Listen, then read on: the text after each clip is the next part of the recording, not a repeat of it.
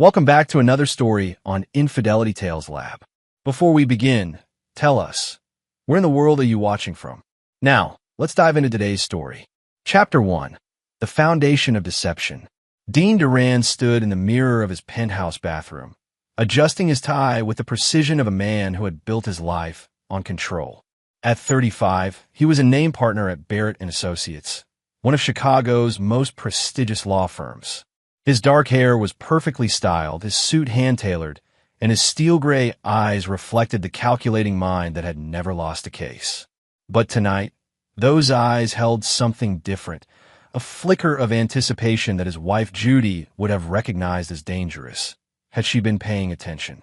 Judy Duran née Morton sat at her vanity, applying lipstick with trembling hands. At 28, she had transformed from the humble daughter of Stan Morton into the polished wife of a successful attorney. Her auburn hair cascaded in perfect waves, her emerald dress cost more than her father made in 3 months, and her diamond necklace caught the light like fracture promises. She checked her phone for the 15th time in 10 minutes, her breath catching when she saw no new messages. "Ready for your father's graduation party?"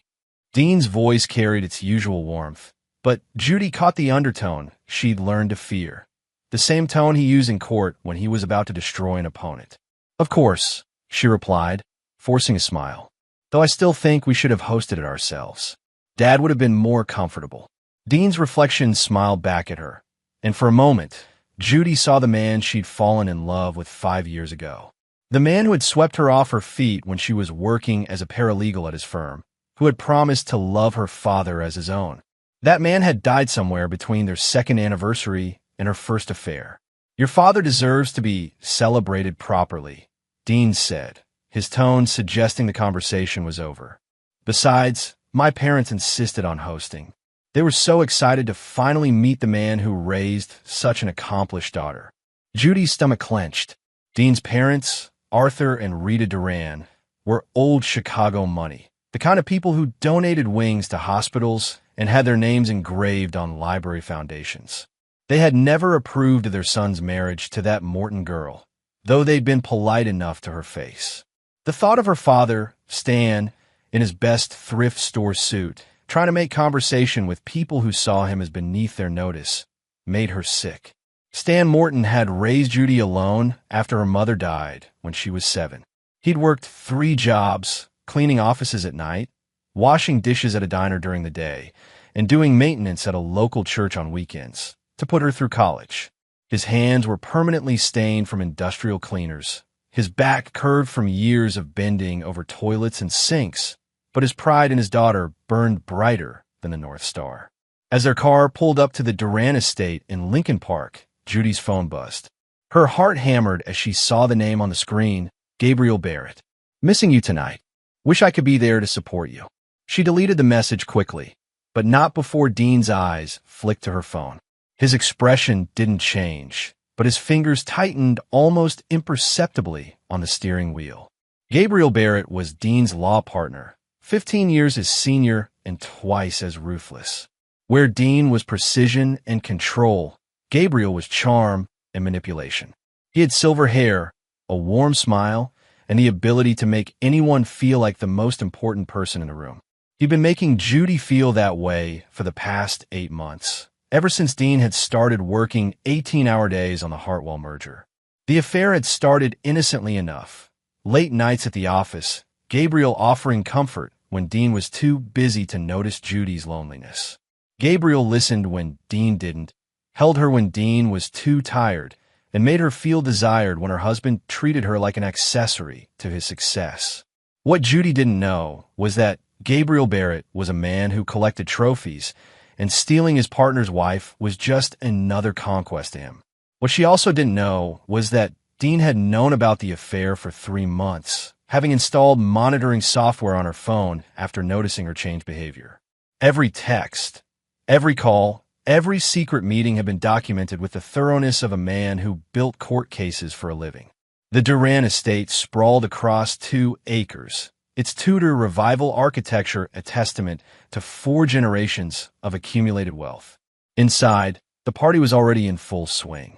Chicago's legal elite mingled with local politicians and business leaders, all gathered ostensibly to celebrate Stan Morton's graduation from community college at age 55, an achievement that had taken him 7 years of night classes while working full-time. Stan stood near the appetizer table, looking overwhelmed in his ill-fitting suit. His weathered hands clutched a glass of champagne like a lifeline, and his eyes darted around the room as if expecting someone to ask him to leave. He'd never been in a house this grand, never been surrounded by this level of wealth and education. Arthur Duran approached Stan with the casual arrogance of a man who had never doubted his place in the world. At 62, he was still imposing, tall, silver-haired, with the kind of presence that commanded boardrooms and country clubs. "So you're Stan," Arthur said, his tone carrying the weight of judgment. "The famous toilet cleaner dad we've heard so much about." Stan's face flushed red, but he extended his hand. "Stan Morton, sir. Thank you for hosting this party for me." Arthur looked at the offered hand with barely concealed disgust. "Yes, well, one does what one must for family." He accepted the handshake briefly, then immediately reached for his pocket square to wipe his fingers. Rita Duran materialized beside her husband, her smile sharp as a blade. At 58, she was still beautiful in the way that money and maintenance could preserve, but her eyes were cold as winter mornings. "Oh my," she said, her voice carrying perfectly across the nearby conversations. "Are you the toilet cleaner dad we heard about? How quaint." The conversations around them began to die as people turned to watch the exchange. Stan's shoulders straightened, his pride warring with his embarrassment. "I'm proud of my work, ma'am," he said quietly. "Honest work that put my daughter through college and law school." Arthur chuckled, the sound like glass breaking. "Yes, cleaning toilets. Very noble. I suppose we all contribute to society in our own small ways." He turned to a nearby group of lawyers. "Gentlemen, let me introduce Stan Morton. He's an expert in sanitation management." The laughter that followed was polite but cutting. Stan's face went pale, and he stepped back as if physically struck. "Dad!" Judy appeared at his elbow, her face flushed with shame and anger. But her anger wasn't directed at the Durans.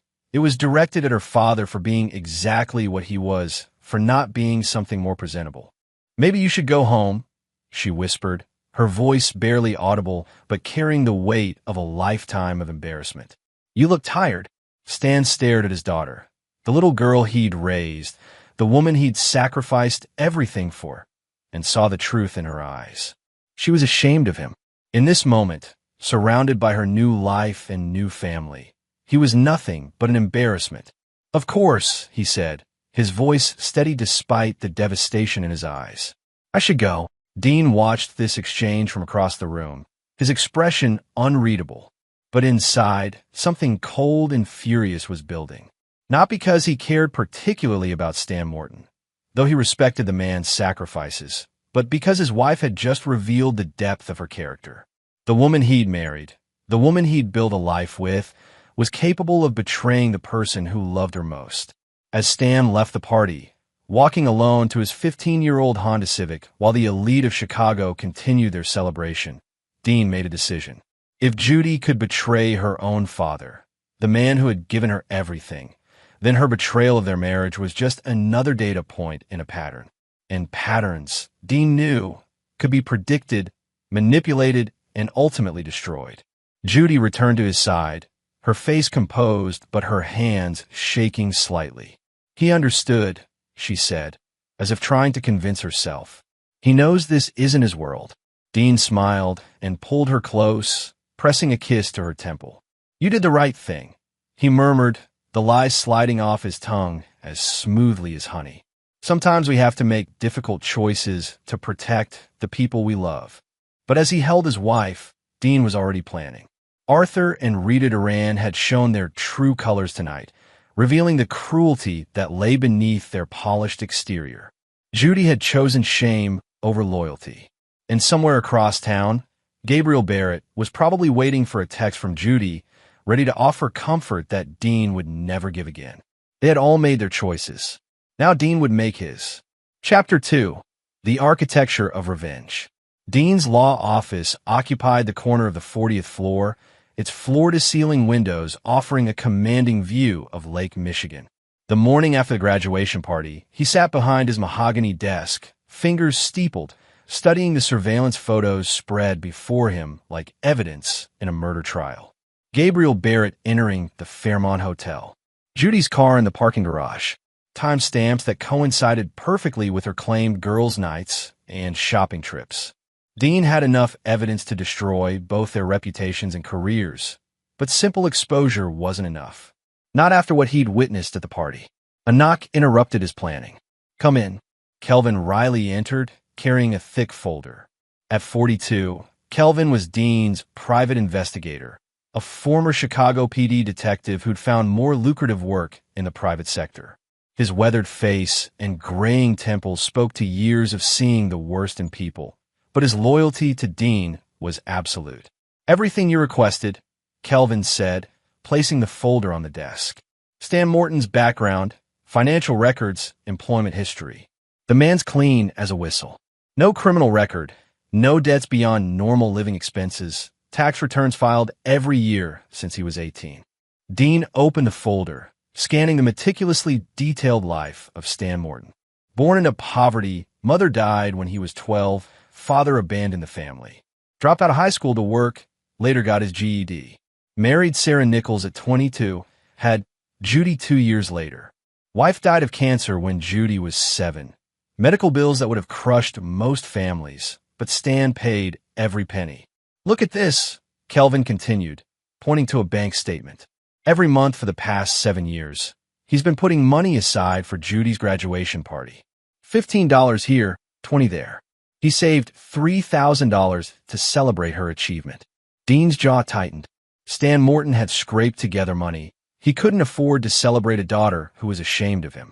Meanwhile, that same daughter was spending more than that on a single dress to impress her lover. "What about Gabriel Barrett?" Dean asked. Kelvin's expression darkened. "Now, there's a different story. Born Gabriel Barrett Sinclair, dropped the last name when he moved to Chicago 15 years ago. Had a law practice in Seattle that ended badly. Accusations of client fraud, attorney misconduct. Nothing proved, but enough smoke to suggest fire. Interesting. And his personal life? Divorced 3 times.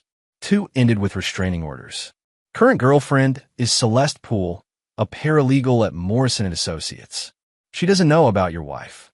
Dean absorbed this information, his mind already working through possibilities. Gabriel wasn't just a predator. He was a serial predator with a history of manipulation and abuse.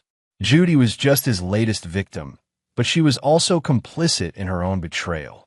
"I need you to do something else," Dean said. "I want you to approach Stan Morton. Tell him you're a journalist writing a story about a dull education, about people who overcome obstacles to achieve their dreams. Make him feel important, valued. Get him to trust you." Kelvin frowned. "What's the play here, Dean?" "Stan Morton is going to help me destroy everyone who humiliated him last night. He just doesn't know it yet." That afternoon, Dean returned to his Lincoln Park mansion, the house he'd bought for Judy, filled with art she'd chosen and furniture she'd selected. Every room was a testament to their shared life, their shared dreams. Soon, it would be a mausoleum to their marriage. Judy was in the kitchen, making her famous lemon chicken, the dish she always prepared when she felt guilty about something. She looked up as he entered, her smile nervous and bright. "I thought I'd make your favorite," she said, her voice artificially cheerful. "Last night was intense." Dean moved behind her, wrapping his arms around her waist and nuzzling her neck. She relaxed into his embrace, and he felt the familiar surge of desire mixed now with something darker, the thrill of the hunt. "You handled it perfectly," he murmured against her skin. "I know it wasn't easy." Judy leaned back against him, tears starting to form. "I felt terrible about Dad. The way your parents talked to him, the way I... God, Dean, what kind of person am I?" "You're a person who's grown beyond her circumstances," Dean said, his voice gentle and understanding. "Your father raised you to be more than he was. You honored his sacrifice by becoming someone who belongs in our world." It was exactly what she needed to hear, and Dean watched her shoulders relax as she accepted his absolution. Judy had always needed someone to tell her she was good, that her choices were justified. First her father, then Dean, now Gabriel.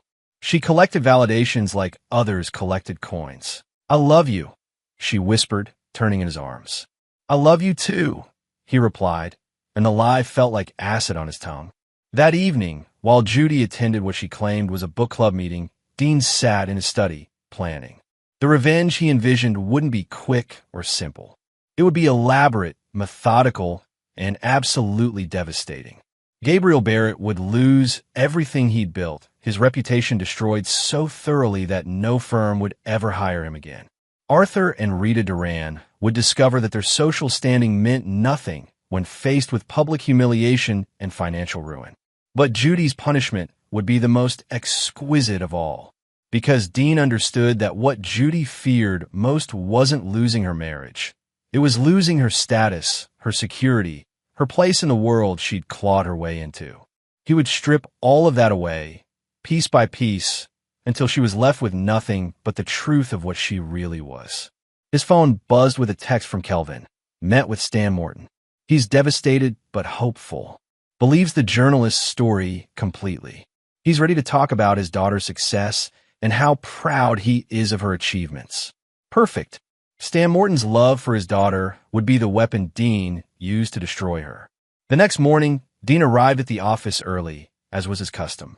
Gabriel Barrett was already there, reviewing case files in the conference room. At 50, Gabriel was still handsome in a weathered way, his silver hair and blue eyes giving him a distinguished air that juries found trustworthy. He looked up as Dean entered, his smile genuine and warm. "Dean, how was the party last night? Sorry I couldn't make it. Family obligation." The casual lie rolled off Gabriel's tongue with practiced ease. Dean had seen the hotel receipts. Gabriel had spent the evening in room 1247 with a bottle of champagne and room service, waiting for Judy to arrive after the party. "It was enlightening," Dean said, settling into his chair. "My parents can be challenging sometimes." Gabriel chuckled. "All families have their dynamics. How's Judy handling everything?" The question was carefully neutral, but Dean caught the underlying interest. Gabriel was fishing for information about Judy's emotional state, looking for vulnerabilities he could exploit. "She's perfect as always," Dean replied. "Actually, I wanted to discuss the Hartwell merger. I think we need to restructure our approach." For the next hour, they discussed legal strategy, their conversation professional and collegial. But Dean was studying Gabriel, cataloging his tells, his weaknesses, his patterns of manipulation.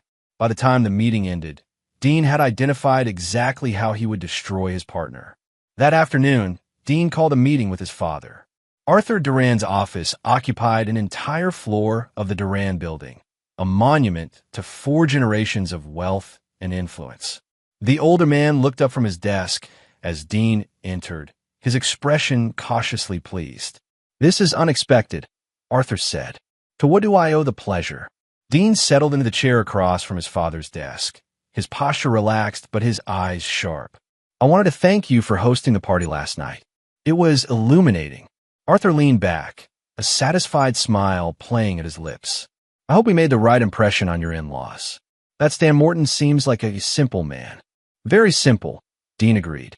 "The kind of man who might not understand the complexities of our world." "Exactly." Arthur's voice carried the satisfaction of a man who believed his prejudices had been confirmed. "I hope Judy understands how lucky she is to have married into our family. Not everyone gets the opportunity to rise so far above their origins." Dean nodded thoughtfully. "Speaking of opportunities, I've been thinking about expanding our charitable giving. The Duran Foundation does excellent work, but I think we could make an even bigger impact." Arthur's eyes lit up. The Duran Foundation was his pride and joy, the vehicle through which he maintained his social standing and tax advantages. "What did you have in mind?" "A scholarship program for adult learners. People who overcome significant obstacles to pursue education later in life." Dean paused, letting the idea settle. "We could call it the Morton Foundation Scholarship, named after Judy's father, to honor his achievement." Arthur's face went pale, then red. Absolutely not. I will not have the Duran name associated with that man's situation. Of course, Dean said, his voice understanding. I just thought it might be meaningful to Judy. But you're right. We should maintain our standards. Arthur relaxed, believing he'd successfully asserted his authority. But Dean was already 3 moves ahead, knowing that his father's refusal would become another weapon in the arsenal he was building. As Dean left his father's office, his phone buzzed with another message from Kelvin. Stan Morton is getting a lot of interest from the journalist. Wants to set up formal interviews about his daughter's success and their relationship. He's extremely grateful for the attention. Dean smiled as he read the message. Stan Morton, desperate for recognition and validation after decades of invisibility, was walking directly into the trap Dean had set. Soon, Stan will be sharing stories about his daughter, her childhood, her dreams, her character. Stories that would become the foundation for everything that came next. Because Dean had realized something crucial. The best revenge wasn't just destroying his enemies. It was making them destroy themselves, using their own weaknesses and desires against them. Gabriel Barrett's arrogance would be his downfall. Arthur and Rita Duran's prejudice would expose them.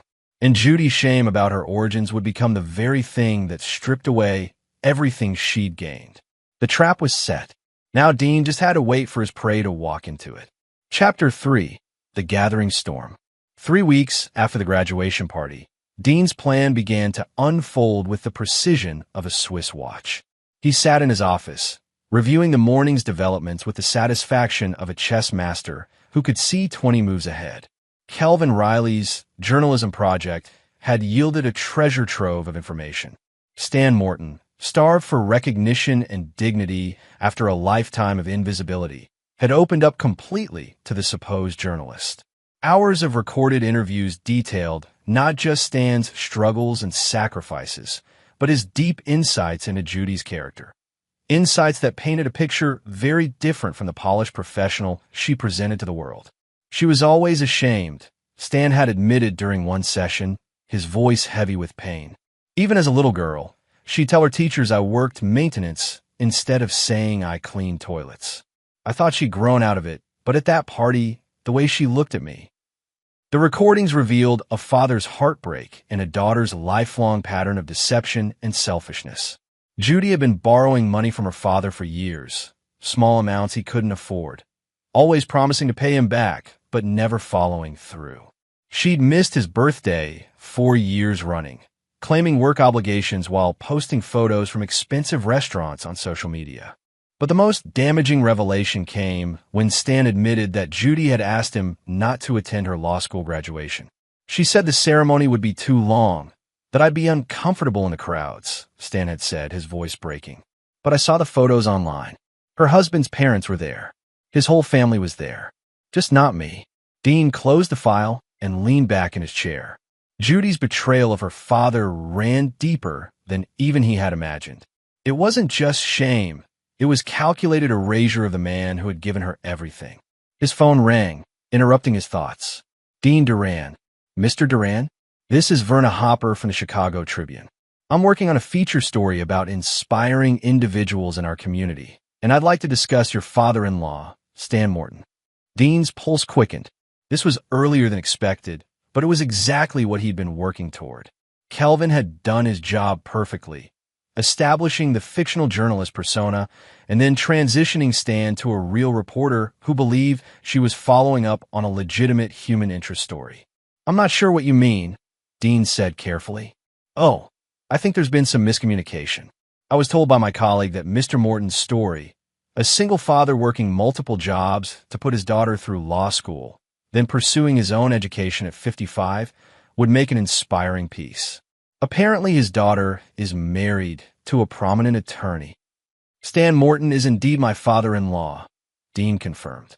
But I'm afraid any story would need to be coordinated through our family's publicist. We're quite private about personal matters. Of course I understand. But Mr. Morton himself was quite eager to share his story. He spoke very passionately about his daughter's success and their close relationship. Dean allowed a pause, as if considering. I see. Well, if Stan wants to speak publicly about our family, that certainly is right. I just hope he's accurate in his statements. The reporter's interest sharpened. Is there reason to believe he might not be? Not all, Dean said quickly. Stan's a good man, very devoted to Judy. Sometimes his enthusiasm for his daughter's success might lead him to embellish their relationship, but it comes from a place of love. After ending the call, Dean smiled. The seed was planted. A reporter was now investigating Stan Morton's story with the understanding that there might be discrepancies between his version of events and reality. When those discrepancies were revealed, and they would be, the story would become something much larger than a simple human interest piece. That evening, Dean arrived home to find Judy in their bedroom, getting ready for another of her mysterious evening commitments. She stood before the mirror in black lingerie, her auburn hair falling in waves over her shoulders. Once, the sight would have filled him with desire. Now it only confirmed what he already knew. Going somewhere special? He asked, settling into the armchair by the window. Judy didn't turn around, but her hands paused in applying her lipstick. Just dinner with Casey and Mandy. Girls' night. The lie came so easily, Dean almost admired her skill. Casey Hayes and Mandy Curry were indeed her friends, but according to his surveillance, they were both out of town this week. Judy was becoming sloppy, overconfident in her deception. That sounds nice, Dean said. Where are you going? That new place on Rush Street. Ambience, I think it's called. Another lie. Ambience was a restaurant that had closed 6 months ago. Judy was making up details on the spot, probably planning to meet Gabriel at their usual hotel. I might be late tonight myself, Dean said casually, working on the Morrison case. Relief flickered across Judy's face. Of course. Don't wait up. As she left, Dean felt a familiar mixture of rage and disgust. But underneath those emotions was something else. Anticipation. Because tonight, while Judy thought she was safe in her lover's arms, Dean would be implementing the next phase of his plan. An hour later, Dean sat in his car outside the Fairmont Hotel, watching Gabriel Barrett's BMW pull into the parking garage. 15 minutes later, Judy's Mercedes followed. Dean waited another 10 minutes, then made his call. This is Dean Duran calling for hotel security. I need to report a potential fraud involving a credit card used at your establishment tonight. The conversation that followed was brief and professional. Dean explained that his corporate card had been reported stolen and might be used fraudulently. He provided Gabriel Barrett's name and room number, information he'd obtained through careful investigation. Within minutes, hotel security was reviewing the charges to room 1247. What they found was interesting. The room was registered to Barrett and Associates law firm, ostensibly for client meetings. But the charges, expensive champagne, room service for two, extended stay fees, suggested personal rather than professional use. The hotel's corporate fraud department would be very interested in this discrepancy. Dean's next call was to the Illinois State Bar Association's ethics hotline. He reported, anonymously, concerns about a partner at Barrett and Associates potentially misusing firm resources for personal relationships. He provided just enough detail to trigger an investigation without revealing his identity. By the time Judy and Gabriel finished their tryst, Dean had set in motion a chain of events that would systematically destroy Gabriel's professional reputation. The ethics investigation would uncover the misuse of firm resources. The hotel's corporate fraud department would cooperate fully with any legal proceedings. And when Gabriel's relationship with Judy became public, as it inevitably would, his pattern of preying on vulnerable women would become impossible to ignore. But Dean wasn't finished. His final call of the evening was to Jeremy Potter, a partner at Morrison & Associates, Gabriel's former girlfriend Celeste Poole's current employer. Jeremy, it's Dean Duran. I hope I'm not calling too late. Not all, Dean. What can I do for you? I want to give you a heads up about something sensitive. I've received some information suggesting that one of your paralegals might be involved in an inappropriate relationship with a partner at another firm. I thought you should know before it becomes a larger issue. Jeremy's voice sharpened. What kind of inappropriate relationship? The kind that involves professional conflicts of interest and potential breaches of client confidentiality. I'm not making accusations, but if Celeste Poole has been sharing information about your clients with Gabriel Barrett, Dean let the implication hang in the air. Jeremy Potter was known for his paranoia about corporate espionage, and a suggestion that one of his employees might be compromising client information would trigger an immediate and thorough investigation. When Judy returned home at midnight, Dean was in his study, apparently absorbed in legal briefs. She appeared in the doorway, her hair slightly mussed, her makeup expertly repaired. "How was dinner?" he asked without looking up. "Nice.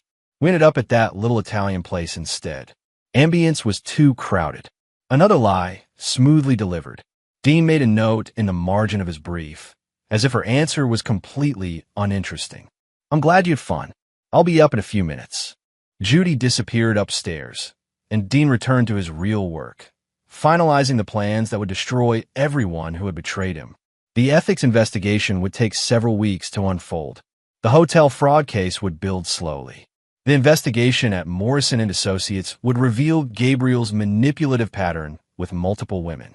And through it all, the story of Stan Morton, the devoted father abandoned by his ungrateful daughter, would be building momentum in the media, creating a narrative that would make Judy's public humiliation complete. Dean's phone buzzed with a text from Kelvin. "Tribune reporter is very interested in the Stan Morton story. She's found some discrepancies between his account and social media evidence. Planning a follow-up interview with him tomorrow." Perfect. Stan Morton, in his eagerness to be recognized and valued, would soon be sharing his story with a much wider audience. The same audience that would shortly learn about his daughter's affair, her husband's partnership with her lover, and her systematic rejection of the father who had sacrificed everything for her success. Dean smiled as he considered the beautiful symmetry of it all. Judy had chosen shame over loyalty at the graduation party. Soon, she would discover that shame, once unleashed, had a way of consuming everything in its path. The trap was closing, and his prey had no idea they were already caught. Chapter 4. The Web Titans. The morning headlines in the Chicago Tribune's Metro section would have seemed innocuous to most readers. From custodian to college graduate, a father's inspiring journey. But Dean Duran read the article with the satisfaction of an architect watching his blueprint come to life. Verna Hopper had crafted exactly the story Dean had hoped for. Stan Morton was portrayed as a heroic figure, a single father who had worked 3 jobs for decades to provide for his daughter, who had cleaned toilets and washed dishes with quiet dignity while putting himself through night school. The article painted him as the embodiment of the American dream, a man who had overcome poverty and loss through sheer determination. But buried within the glowing profile were the carefully planted seeds of doubt. Quotes from Stan about his close relationship with a successful daughter were contrasted with social media evidence showing years of missed birthdays and family events. Stan's proud assertions about Judy's achievements were undercut by subtle observations about the different worlds they now inhabited. Most importantly, the article included Stan's heartfelt account of his graduation party, hosted by my daughter's generous in-laws, where he felt so welcome and included in celebrating this milestone. The reporter had been thorough enough to verify the guest list and social media posts from that evening, finding images that told a very different story about Stan's reception at the party. Dean's phone rang as he finished reading the article. Gabriel Barrett's name appeared on the screen, and Dean answered with perfectly calibrated concern. "Gabriel, good morning. I just saw the Tribune article. I had no idea they were planning to run something about Judy's father." Gabriel's voice was tight with barely controlled panic. "Dean, we need to talk. Can you come in early today?" "Of course. Is everything all right? We need to discuss some developments regarding the firm." Dean arrived at Barrett & Associates to find Gabriel pacing in his office, his usually immaculate appearance disheveled. Coffee stains marked his shirt, and his silver hair looked like he'd been running his hands through it all morning. "What's wrong?" Dean asked, settling into a chair with studied casualness. Gabriel turned to face him, his blue eyes haunted. "The State Bar Association contacted me yesterday. They're opening an ethics investigation based on anonymous allegations about misuse of firm resources." Dean frowned, projecting confused concern. "What kind of misuse?" "Personal expenses charged to the firm. Client development funds used for inappropriate purposes." Gabriel's voice cracked slightly. "Dean, they have records going back months. Hotel rooms, restaurant charges, everything documented. That's ridiculous, Dean said with perfect conviction. You're one of the most ethical attorneys I know. What possible personal expenses could they be questioning? Gabriel's face went pale. He couldn't tell his partner that the client development expenses in question were actually charges for hotel rooms where he'd been conducting his affair with Dean's wife. He couldn't explain that the expensive dinners and champagne were part of his seduction of Judy, not legitimate business entertainment. I don't know, Gabriel lied. There must be some mistake in their records. But until this is resolved, the managing committee wants me to take a leave of absence. Dean's expression shifted to one of shock and concern. Gabriel, that's terrible. Is there anything I can do? Should we hire outside counsel to represent you? No, Gabriel said quickly. I need to handle this quietly. The last thing we need is more attention on the firm. But attention was exactly what Dean intended to generate. That afternoon, while Gabriel was meeting with his personal attorney, Dean placed a carefully planned call to Saul McFarland, a reporter who covered legal affairs for the Chicago Business Journal. Saul, this is Dean Duran. I wanted to give you a heads up about something that might interest your readers. What's going on, Dean? There are rumors circulating about an ethics investigation involving a partner at a major Chicago firm.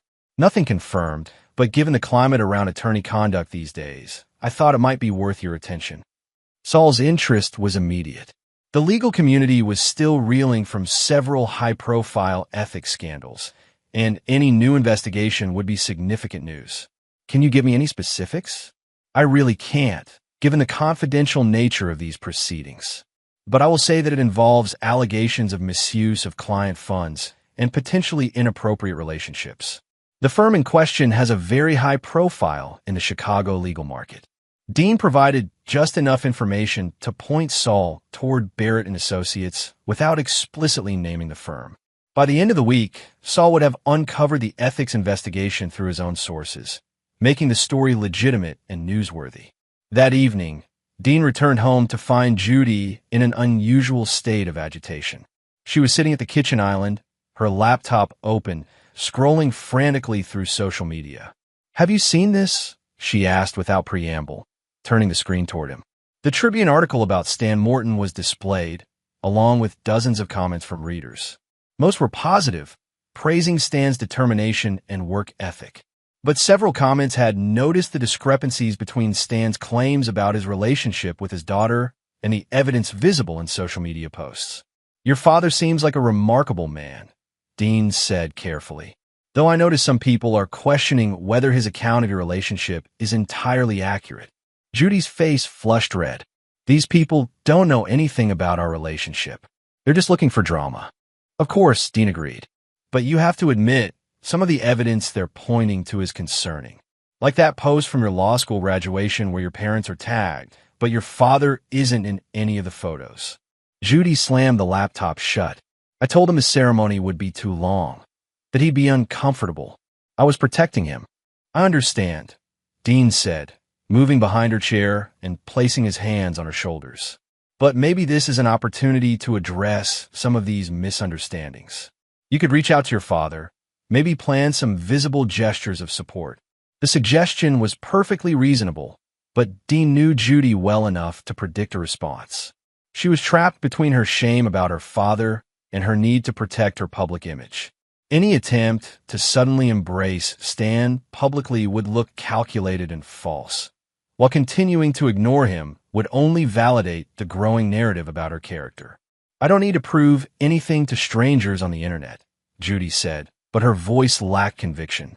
Dean's phone buzzed with a text message. He glanced at it casually, then frowned. "What is it?" Judy asked. "Gabriel's having some kind of crisis at work. Ethics investigation or something. He wants to meet for drinks tonight to discuss it." Judy's face went white. "What kind of ethics investigation?" "I'm not sure. Something about misuse of funds. You know how these things go. Usually just bureaucratic nonsense, but it can be damaging to a career even when it's unfounded." Judy stared at him, and Dean could see the wheels turning in her mind. If Gabriel was under investigation, if his career was in jeopardy, what did that mean for their relationship? What did it mean for her future? "You should go," she said finally. "Gabriel's your partner. He needs your support. Dean kissed her forehead gently. You're right. I'll try not to be too late. But instead of meeting Gabriel, Dean drove to Lincoln Park, where he sat his car outside Stan Morton's modest apartment building. Through a second-floor window, he could see the older man at his kitchen table, apparently reading something on a tablet, probably the comments on the Tribune article. Dean's phone rang. It was Kelvin Riley. Stan's been getting calls all day, Kelvin reported. Local news stations, a couple of online publications, even a radio show. Everyone wants to follow up on the Tribune story. How's he handling it? He's overwhelmed, but grateful for the attention. He keeps saying how proud he is that people are finally hearing about Judy's accomplishments. The man has no idea that half these reporters are looking for dirt. Dean smiled grimly. Stan Morton's innocence was both heartbreaking and useful. In his eagerness to share his pride in his daughter, he was providing journalists with a detailed account of her systematic rejection of him. Every interview made Judy look worse, and Stan was too grateful for the attention to realize what was happening. Has he tried to contact Judy? Dean asked. Several times. She's not returning his calls. He mentioned to one reporter that he's been trying to reach her since the Tribune article came out, but her schedule must be very busy. Perfect. Judy's continued avoidance of her father would soon become part of the public narrative. The devoted father reaching out to share his moment of recognition. The successful daughter too busy to respond. It was a story that would resonate with readers and reflect poorly on Judy's character. Dean's final call of the evening was to Rita Duran, his mother. Her voice was sharp with irritation when she answered. Dean, it's rather late. I apologize for calling so late, Mother. I wanted to discuss the Tribune article about Stan Morton. Rita's silence was telling. She had obviously seen the article and recognized the implication for the family's reputation. What about it? She asked finally. I think we need to consider our response. The article portrays Stan as a devoted father, and there are already people online questioning why he wasn't more included in our family events. That's ridiculous. The man is a toilet cleaner, Dean. There are natural social boundaries. I understand your position, Mother, but public perception matters. If people start viewing our family as elitist or unwelcoming. Rita's voice hardened. Are you suggesting we should have pretended that man belonged at our gathering? That we should have compromised our standards to spare his feelings? Not at all, Dean said smoothly. I'm simply pointing out that our treatment of Stan might be misinterpreted by people who don't understand our world.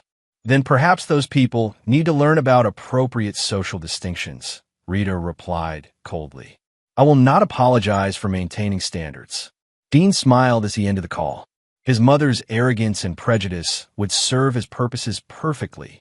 When the story inevitably expanded to include details about how Stan was treated at the graduation party, Rita's attitude would be exposed for all to see. As he drove home, Dean reflected on the day's progress. Gabriel Barrett was panicking about the ethics investigation, his career and reputation under threat. Judy was trapped between her shame about her father and the growing public scrutiny of their relationship. The Duran family's treatment of Stan Morton was being questioned by an increasingly interested media. All the pieces were moving exactly as Dean had planned. Soon, the various threads would converge into a single, devastating narrative that would destroy everyone who had betrayed him. Judy was still awake when he returned home, sitting in their bedroom with her phone in her hands. Her face was streaked with tears, and she looked up at him with desperate eyes. How was your meeting with Gabriel? She asked. Concerning, Dean replied, beginning to undress for bed. The investigation seems more serious than he initially thought.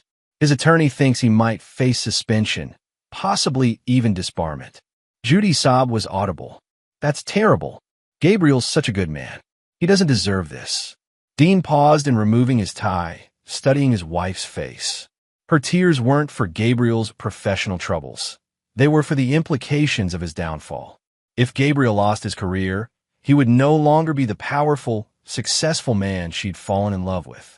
He would become just another disgraced attorney, stripped of the status and influence that had made him attractive to her. I'm sure everything will work out, Dean said gently. Gabriel's a survivor. Even if his legal career is over, he'll find another way to succeed. But they both knew that wasn't true. In Chicago's legal community, an ethics violation was a career death sentence. Gabriel Barrett would be lucky to find work as a paralegal, let alone as a practicing attorney. As Judy cried herself to sleep beside him, Dean stared at the ceiling, planning the next phase of his revenge. Tomorrow, the story would begin to expand beyond Stan Morton's inspiring journey. Soon, it would encompass his daughter's betrayal, her lover's disgrace, and the Durand family's cruelty. And at the center of it all would be Dean himself, the successful attorney whose wife had betrayed him, whose family had revealed their true nature, whose partner had proven to be a fraud. He would emerge from the scandal as the victim, the man who had been wronged by everyone he trusted. It was a role he was prepared to play to perfection. Chapter 5. The Reckoning Begins. Dean's alarm clock hadn't even sounded when his phone began buzzing with urgent calls. At 5:47 a.m., he answered to find Jeremy Potter's voice, tight with panic and rage. "Dean, I need to see you immediately. My office, 30 minutes. Jeremy, what's wrong? Just get here. Now." Dean arrived at Morrison & Associates to find Jeremy pacing behind his desk like a caged animal. The usually composed attorney looked like he hadn't slept, his tie askew and his gray hair disheveled. "Sit down," Jeremy commanded.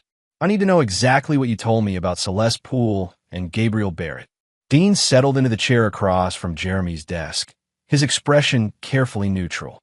"I mentioned some concerns about a potential conflict of interest." "Why? What's happened?" Jeremy's face was flushed with anger. "What's happened is that my IT department discovered that Celeste has been accessing client files that had nothing to do with her assignments. Files related to cases that Barrett and Associates had competing interests in." Dean frowned, projecting appropriate concern. "That's concerning. Are you sure?" "I'm sure. We have keystroke logs, access records, everything. But that's not the worst part." Jeremy leaned forward, his voice dropping.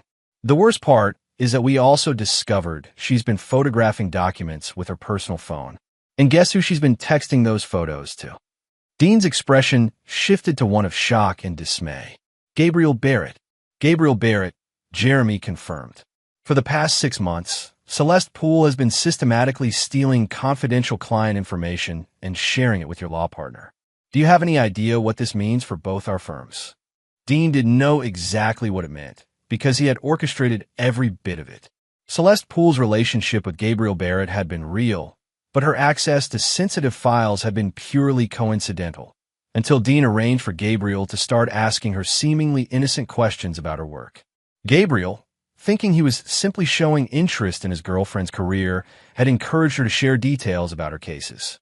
Celeste, desperate to impress the sophisticated older man, had begun taking photos of documents to show him how important her work was. Neither of them had realized they were committing serious crimes: industrial espionage, theft of confidential information, violation of attorney-client privilege. They had simply been two people trying to impress each other, unwittingly walking into Dean's carefully constructed trap. "Jeremy, I'm horrified," Dean said with perfect sincerity. "Is there anything I can do to help? Any way to contain this?" Jeremy's laugh was bitter. "Contain it? Dean, this is going to destroy both our firms. When this becomes public, and it will become public, every client we've represented will question whether their confidential information was compromised. We're looking at malpractice suits, bar sanctions, possible criminal charges. Surely there's some way to handle this quietly." "There's no handling this quietly." Jeremy exploded. "I've already had to notify the State Bar Association. They're opening an immediate investigation. And because this involves potential criminal activity, they're coordinating with the U.S. Attorney's Office." Dean absorbed this information with the gravity it deserved. Gabriel Barrett was no longer just facing an ethics investigation for misusing firm resources. He was now looking at federal charges for corporate espionage. Celeste Poole's career was over, and she would likely face criminal prosecution as well. But the most beautiful part of Dean's plan was that Gabriel would never be able to explain his relationship with Celeste without revealing his pattern of manipulating vulnerable women, a pattern that would soon include his affair with Judy. "I need to get back to my firm," Dean said, rising from his chair. "Gabriel needs to know about this immediately." "Gabriel already knows," Jeremy said grimly. The FBI served a search warrant on Barrett and Associates this morning. They seized his computers, his phone records, everything. I suspect you'll find your partner in federal custody by the time you get to your office. Dean's drive back to Barrett and Associates was surreal. FBI vehicles lined the street outside the building, and he could see agents carrying boxes of evidence from the firm's offices. Employees stood on the sidewalk, some crying, others making frantic phone calls. Inside the building, chaos reigned. Federal agents had taken over the conference room, and Dean could see Gabriel Barrett through the glass walls, sitting at the table in handcuffs while his attorney spoke urgently with FBI agents. "Mr. Duran?" A woman in a Navy suit approached him. "I'm Special Agent Vanessa Rubio, FBI. We need to speak with you about your partnership with Gabriel Barrett." For the next 3 hours, Dean answered questions with careful precision. He expressed shock and dismay at the allegations against Gabriel. He provided access to his own files and computer systems, demonstrating his complete cooperation with the investigation. He positioned himself as another victim of Gabriel's deception, a loyal partner who had been betrayed by a man he trusted. When the FBI finally released him, Dean emerged from the building to find a crowd of reporters waiting. News of the federal investigation had broken while he was being questioned, and Barrett and Associates was now the center of a major corporate espionage scandal. "Mr. Duran," reporters shouted questions as he walked toward his car. "Did you know about your partner's illegal activities? How long has this been going on? What does this mean for your clients?" Dean paused at his car, turning to face the cameras with an expression of dignified devastation. "I'm shocked and disappointed by these allegations against my partner. Barrett and Associates has always operated with the highest ethical standards, and I am committed to cooperating fully with the federal investigation. My primary concern right now is protecting our clients and ensuring they receive the representation they deserve during this difficult time." It was a perfect statement, measured, responsible, and completely self-serving. Dean positioned himself as the innocent partner who had been victimized by Gabriel's crimes, the responsible attorney who was working to protect clients from his partner's misdeeds. As he drove away from the chaos, Dean's phone rang continuously. Clients demanding explanations, reporters seeking comments, other attorneys offering condolences, and not-so-subtle inquiries about whether Barrett and Associates would survive the scandal. But the call Dean was waiting for came at 2:47 p.m. Judy's voice was hysterical, barely coherent through her sobs. "Dean, I saw the news. Gabriel's been arrested. They're saying he stole client information, that he's facing federal charges. This has to be a mistake. Where are you?" Dean asked, his voice calm and soothing. "I'm at home. I can't process this. Gabriel would never do something like this. He's being framed." Dean turned his car toward home, his pulse quickening with anticipation. This was the moment he had been building toward. The moment when Judy would realize that her lover was not the powerful, successful man she had fallen in love with, but a criminal who had destroyed his own career through greed and arrogance. "I suspected something was wrong in our marriage," Dean admitted. "Judy had been distant, distracted, but I never imagined she was capable of this level of deception." It was a masterful performance, positioning Dean as another victim of Judy's betrayal while maintaining his dignified composure. Arthur's expression softened slightly, recognizing the pain his son must be experiencing. "What are you going to do?" Arthur asked.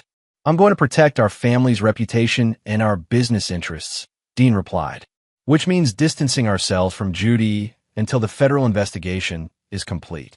Arthur nodded approvingly. "I think that's wise. Perhaps you should consider a separation, at least until this all blows over." "I've already spoken with my attorney about that possibility," Dean said. "In fact, I may need to take more drastic action if additional evidence emerges about Judy's involvement." As if on cue, Dean's phone buzzed with a text message. He glanced at it, allowing his expression to shift to one of shock and dismay. "What is it?" Arthur asked. Dean showed him the message from his attorney. "FBI wants to interview you again. They have new evidence linking Judy to Gabriel's activities. Can you come in this afternoon?" Arthur's face went pale. "New evidence?" "I'm afraid so," Dean said grimly. "It looks like the investigation is expanding to include Judy as a potential co-conspirator. In reality, the text was from Kelvin Riley, updating Dean on the latest media developments. But Arthur didn't need to know that. He needed to believe that his daughter-in-law was about to be arrested as a federal criminal. "Dean, you need to protect yourself," Arthur said urgently. "File for divorce immediately. Distance yourself from Judy before she drags our entire family down with her." "I can't abandon my wife based on allegations," Dean protested. "What kind of man would that make me?" "A smart one," Arthur replied harshly. "This family has worked for 4 generations to build our reputation. I will not allow it to be destroyed by that toilet cleaner's daughter and her criminal behavior." The contempt in Arthur's voice was exactly what Dean had been waiting to hear. His father's prejudice and cruelty were now fully exposed, directed not just at Stan Morton, but at Judy herself. When this conversation inevitably became public, and Dean would ensure that it did, Arthur Duran would be revealed as a man who had never accepted his daughter-in-law and was eager to cast her aside the moment she became inconvenient. "I understand your position," Dean said carefully, "but I need to think about this carefully. Judy is still my wife." "Not for much longer, if you're smart," Arthur snapped. "Cut her loose, Dean, before she destroys everything we've built." Dean left his father's office with a heavy heart, not because of Arthur's advice, but because the performance was becoming exhausting. Maintaining the facade of a loyal husband while orchestrating his wife's destruction required constant vigilance and emotional control. His next stop was Barrett and Associates, where the FBI had finally completed their evidence collection. The firm's offices looked like a bomb had exploded. Filing cabinets emptied, computers removed, documents scattered across every surface. Most of the staff had been laid off, and the few remaining employees were desperately trying to contact clients about transferring their cases. Dean found his secretary, Elsie Starr, packing files into boxes with tears streaming down her face. At 62, Elsie had worked for the firm for over 20 years, and the destruction of her workplace was devastating. "Mr. Duran," she said, looking up as he entered, "I'm so sorry about all this. Mr. Barrett seemed like such a good man." "He fooled all of us, Elsie," Dean replied gently, "but we're going to rebuild. I promise you that."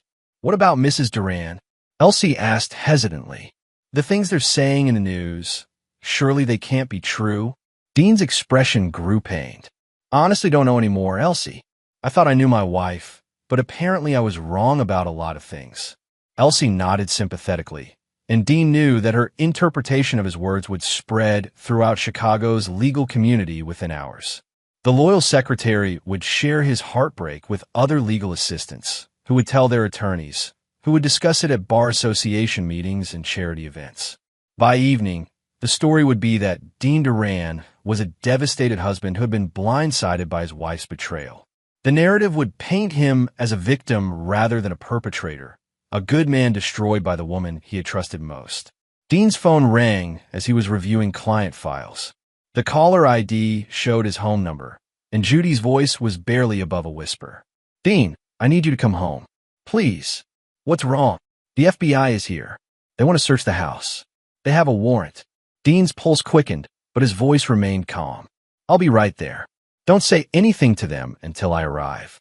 He found his mansion surrounded by FBI vehicles, agents carrying boxes of evidence from his home. Neighbors stood on their lawns, watching the spectacle with fascination and horror. The Duran family's private shame was now a public exhibition. Inside, Special Agent Vanessa Rubio was directing the search with professional efficiency. She looked up as Dean entered, her expression carefully neutral. "Mr. Duran, thank you for coming. We're executing a search warrant for any evidence related to the Barrett investigation." "I understand," Dean said. "What specifically are you looking for?" "Communications between your wife and Gabriel Barrett, financial records, any documents that might shed light on Mrs. Duran's knowledge of Barrett's criminal activities." Dean nodded gravely. "Of course. I want to cooperate fully with your investigation." Judy appeared in the doorway of the living room, her face streaked with tears and her hands shaking. She looked at Dean with desperate, pleading eyes. "They've taken my computer, my phone, everything," she whispered. "They think I was helping Gabriel steal client information." "That's ridiculous," Dean said, moving to embrace her. You don't know anything about his crimes. But even as he spoke the words, Dean knew they sounded hollow. The evidence the FBI would find on Judy's devices would tell a damning story. Text messages with Gabriel discussing his work, emails about meeting times that coincided with his hotel charges, photos they had taken together in rooms paid for with stolen client funds. None of it proved that Judy knew Gabriel was committing crimes, but all of it suggested a level of involvement that would be difficult to explain away. The federal prosecutors would use the evidence to pressure Judy into cooperating against Gabriel, offering her immunity in exchange for testimony about his criminal activities. But Judy had no useful information to offer because Gabriel had never involved her in his actual crimes. She had been nothing more than a mistress, unaware of her lover's criminal activities. Her only value to the government would be as another example of Gabriel's pattern of manipulation and deception. Mrs. Duran, Agent Rubio said, approaching them, "We'll need you to come with us for additional questioning." "Am I being arrested?" Judy asked, her voice breaking. "Not at this time, but we have some new evidence we'd like to discuss with you." He found Judy curled on their living room sofa, still in her pajamas despite the late hour. Her face was swollen from crying, her auburn hair tangled and unwashed. She looked up at him with desperate, pleading eyes. "Tell me this isn't real," she whispered. "Tell me Gabriel isn't really going to prison." Dean sat beside her, pulling her into his arms with gentle compassion. "I'm afraid it's very real, sweetheart. The evidence against Gabriel is overwhelming. The FBI has documented months of criminal activity. But why would he do this?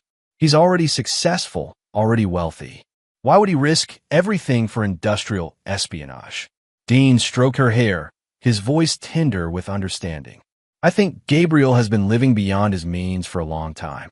The expensive hotels, the lavish dinners, the lifestyle he's been maintaining, it all costs money.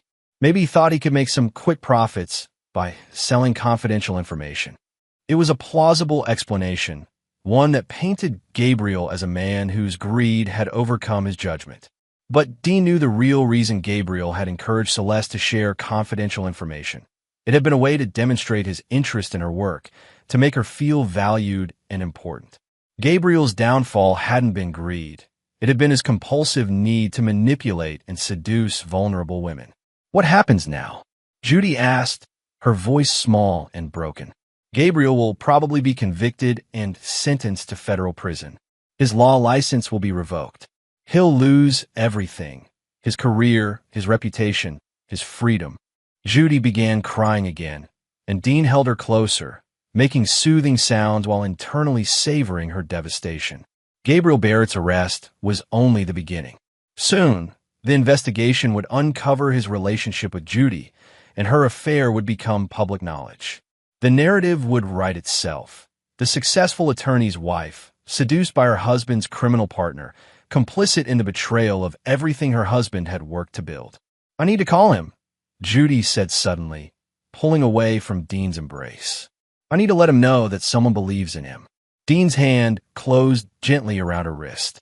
"Sweetheart, I don't think that's a good idea. Gabriel's phone is probably being monitored by the FBI. Any contact with him could be misinterpreted." "Misinterpreted how?" Dean's expression grew troubled, as if he was reluctant to voice his concerns. "The FBI will be looking into all of Gabriel's relationships, both professional and personal. They'll want to know if anyone else was involved in his crimes, or if anyone helped him in any way." Judy's face went pale. "You think they might suspect me of something?" "Of course not," Dean said quickly. "But you know how these investigations work. They cast a wide net, and sometimes innocent people get caught up in the process. The safest thing for you, for both of us, is to maintain distance from Gabriel until this all gets resolved." Judy nodded slowly, but Dean could see the conflict in her eyes. She wanted to reach out to Gabriel, to offer comfort and support in his darkest hour. But she was also terrified of being implicated in his crimes. Dean's phone buzzed with a text from Kelvin Riley. "Stan Morton just got a call from CNN. They want to interview him about his daughter's reaction to his recent media attention. Apparently, they've noticed she hasn't made any public statements supporting her father despite all the coverage." "Perfect. While Judy was dealing with her lover's arrest and imprisonment, she would also have to confront the growing media narrative about her abandonment of her father. The two stories would eventually merge into a single, devastating portrait of a woman who betrayed everyone who loved her. "I need to get back to the office," Dean said, kissing Judy's forehead. "There are a lot of decisions to make about the firm's future. Will you be all right?" Judy nodded, but her eyes were distant, lost in thoughts of Gabriel Barrett sitting in a federal holding cell, facing decades in prison for crimes that would strip away everything he had built. As Dean left his broken wife alone in their mansion, he reflected on the beautiful irony of the situation. Judy had chosen Gabriel Barrett because he represented power, success, and status, everything she had always craved. Now Gabriel was powerless, ruined, and facing a future that would make her father's life look privileged by comparison. Soon, Judy would have to choose between loyalty to her imprisoned lover and self-preservation. And Dean knew exactly what choice she would make, because he had always understood her character better than she understood it herself. The web was closing around all his enemies, and Dean Duran was just getting started. Chapter 6, The Walls Close In. The headlines dominated Chicago's morning news cycle. Federal investigation expands. Attorney's wife linked to corporate espionage ring. Dean read the Chicago Tribune article over his morning coffee, admiring the reporter's skillful weaving of facts that painted Judy as a potential accomplice in Gabriel Barrett's crimes.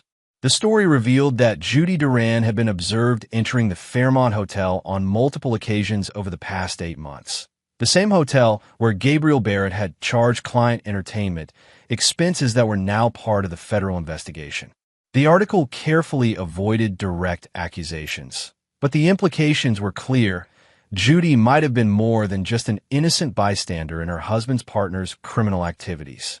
What the reporters didn't know was that Dean had provided every piece of evidence they needed, carefully leaked through intermediaries and anonymous tips. Hotel security footage, credit card records, phone logs, all legally obtained and strategically distributed to ensure maximum damage to Judy's reputation.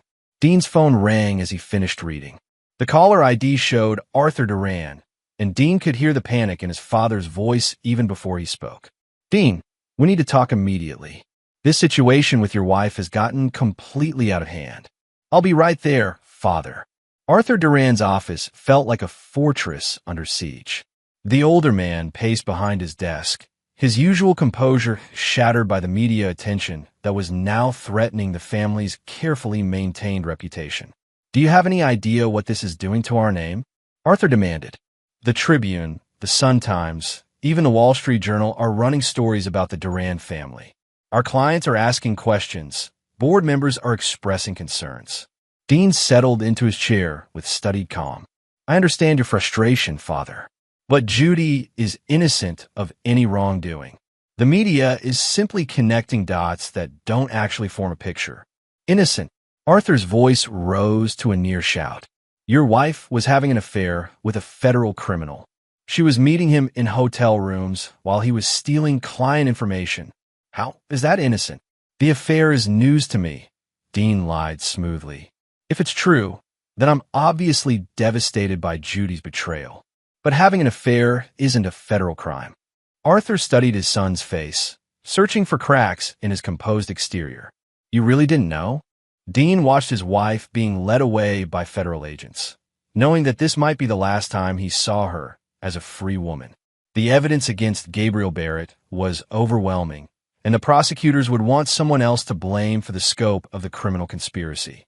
Judy, with her documented relationship with Gabriel and her presence at key moments in his scheme, would be the perfect secondary target. As the FBI finished their search and departed, Dean stood alone in his ransacked home, surrounded by the debris of his carefully constructed life. Every room had been violated, every private space exposed and examined. But instead of feeling violated, Dean felt triumphant.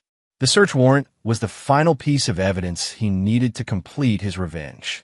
Now he could legitimately claim that his wife was under federal investigation, that their marriage had been irreparably damaged by her betrayal and potential criminal activity. The divorce papers he would file tomorrow would paint him as a victim fleeing a criminal conspiracy. The media would portray him as a loyal husband who had been deceived by a woman whose greed and ambition had led her into federal crime. And through it all, Stan Morton's story would continue to unfold in the background. The devoted father abandoned by his ungrateful daughter. The working-class hero whose sacrifice had been repaid with shame and rejection. Dean smiled as he surveyed the wreckage of his home. Everything was proceeding exactly according to plan. Chapter 7. The Trap Springs. 3 days after the FBI search, Dean sat in his attorney's office, signing divorce papers with the solemnity of a man attending his own funeral. Dominic Bassett, one of Chicago's most ruthless divorce attorneys, watched his client with professional admiration. "This is exactly the right move," Dominic said, reviewing the documents. "Filing immediately after the federal investigation becomes public shows that you're distancing yourself from criminal activity. The timing couldn't be better." Dean's divorce petition was a masterpiece of legal strategy and public relations. It portrayed him as a devoted husband who had discovered his wife's affair and potential criminal involvement through the FBI investigation. The filing included a request for immediate separation of assets, claiming that Judy's criminal exposure posed a threat to the family's legitimate business interests. Most damaging of all, the petition included Dean's sworn statement that he had been shocked and devastated to learn of my wife's intimate relationship with my business partner during the same period he was engaged in federal crimes. The statement carefully avoided accusing Judy of criminal knowledge while implying that her affair had compromised Dean both personally and professionally. "The media is going to have a field day with this," Dominic continued. "Loyal husband betrayed by criminal wife. It's a story that writes itself." Dean's phone buzzed with a call from Kelvin Riley. "Turn on Channel 7, Kelvin said without preamble. "Stan Morton is giving a live interview about his daughter's situation." Dean found the nearest television and switched to the local news station. Stan Morton sat across from reporter Diane Summers, his weathered face creased with pain and confusion. He wore his best suit, the same one from the graduation party, and his hand shook slightly as he spoke. "I don't understand what's happening," Stan was saying. "The reporters are calling me, asking about Judy's marriage, about her relationship with this Barrett fellow. I told them I don't know anything about that. I haven't talked to my daughter in weeks." "Mr. Morton," Diane Summers pressed gently, "you mentioned that you've been trying to reach your daughter since this story broke. Has she responded to your calls?" Stan's voice broke slightly. "No, she hasn't. I've left messages, sent texts. I just want to know if she's okay, if there's anything I can do to help her. But she won't talk to me. How does that make you feel?" Stan looked directly into the camera, and Dean could see the lifetime of hurt and disappointment in his eyes. "It makes me feel like maybe I failed her somehow. Like maybe I wasn't the father she needed me to be. But I try my best. I gave her everything I had." The interview continued for another 10 minutes, with Stan deflecting questions about Judy's alleged criminal involvement while expressing his unconditional love and support for his daughter. He looked like exactly what he was, a simple, honest man whose world had been turned upside down by forces he couldn't understand. The contrast between Stan's loyalty and Judy's silence was devastating. While her father publicly defended her and begged for any contact, Judy remained hidden, protected by high-priced attorneys and the walls of her mansion. Dean's satisfaction was interrupted by Dominic's voice. "Dean, you need to see this." On Dominic's computer screen was a breaking news alert. Judy Duran, wife of prominent attorney, arrested on federal conspiracy charges. Dean felt his pulse quicken, though he maintained his composed exterior. The arrest was earlier than he had expected, but it fit perfectly with his timeline. The federal prosecutors had clearly decided that Judy made a valuable secondary target, someone whose prosecution would demonstrate the scope of Gabriel Barrett's criminal enterprise. "I need to get to the courthouse," Dean said, rising from his chair. "Dean," Dominic said seriously, "remember what we discussed. You are not her husband anymore. You are a victim of her criminal conspiracy. Do not let emotion override strategy." Dean nodded grimly. "I understand." The federal courthouse was surrounded by news vans and reporters when Dean arrived. Inside, he found Judy in handcuffs, sitting beside a public defender who looked overwhelmed by the media attention. Her auburn hair was disheveled, her makeup smeared, and her eyes were red from crying. She looked up as Dean entered the courtroom, and the hope that flickered across her face was heartbreaking. For a moment, she still believed that her husband would stand by her, that their marriage vows would override the criminal charges she was facing. "Dean," she whispered as he approached, "thank God you're here. I need you to call Vincent Morrison. He handles federal cases. I can't afford a real attorney right now." Dean's expression was carefully neutral as he looked down at his wife. "Judy, I filed for divorce yesterday morning. I can't help you anymore." The words hit Judy like a physical blow. Her face went white, and she stared at Dean with disbelief and betrayal. "What do you mean you filed for divorce?" "I mean our marriage is over," Dean said quietly. "I can't be associated with someone who's facing federal criminal charges. It would destroy my career, my family's reputation. But I'm innocent." Judy's voice rose, drawing the attention of everyone in the courtroom. "I didn't know what Gabriel was doing. You were just having an affair with my business partner while he was committing federal crimes," Dean finished. "That's not exactly a strong defense." The public defender leaned over to whisper urgently in Judy's ear, probably advising her to stop talking about her case in open court. But Judy was beyond caring about legal strategy. Her world was collapsing around her, and the man she had counted on for support was walking away. "Please," she whispered, reaching for Dean's hand. "I know I made mistakes, but I'm still your wife. I need you." Dean allowed her to take his hand for a moment, then gently pulled away. "You stopped being my wife the day you chose Gabriel Barrett over our marriage. I hope you find a way through this, Judy. I really do." As Dean turned to leave the courtroom, he could hear Judy's sobs echoing behind him. The sound should have filled him with satisfaction, but instead he felt only a cold emptiness. Revenge, he was discovering, was a dish that left him hungry no matter how much he consumed. Outside the courthouse, Dean was immediately surrounded by reporters.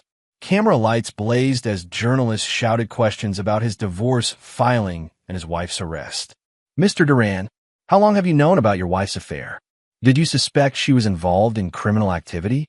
Will you be testifying against your wife in her federal trial?" Dean paused at the top of the courthouse steps, looking out at the crowd of reporters with dignified pain. When he spoke, his voice carried the weight of a man who had been betrayed by everyone he trusted most. "My wife's arrest comes as a complete shock to me," he said. "I believed I was married to a woman of integrity and honor. To learn that she was conducting an affair with my business partner while he was engaged in criminal activity is devastating beyond words." He paused, allowing the gravity of his statement to settle.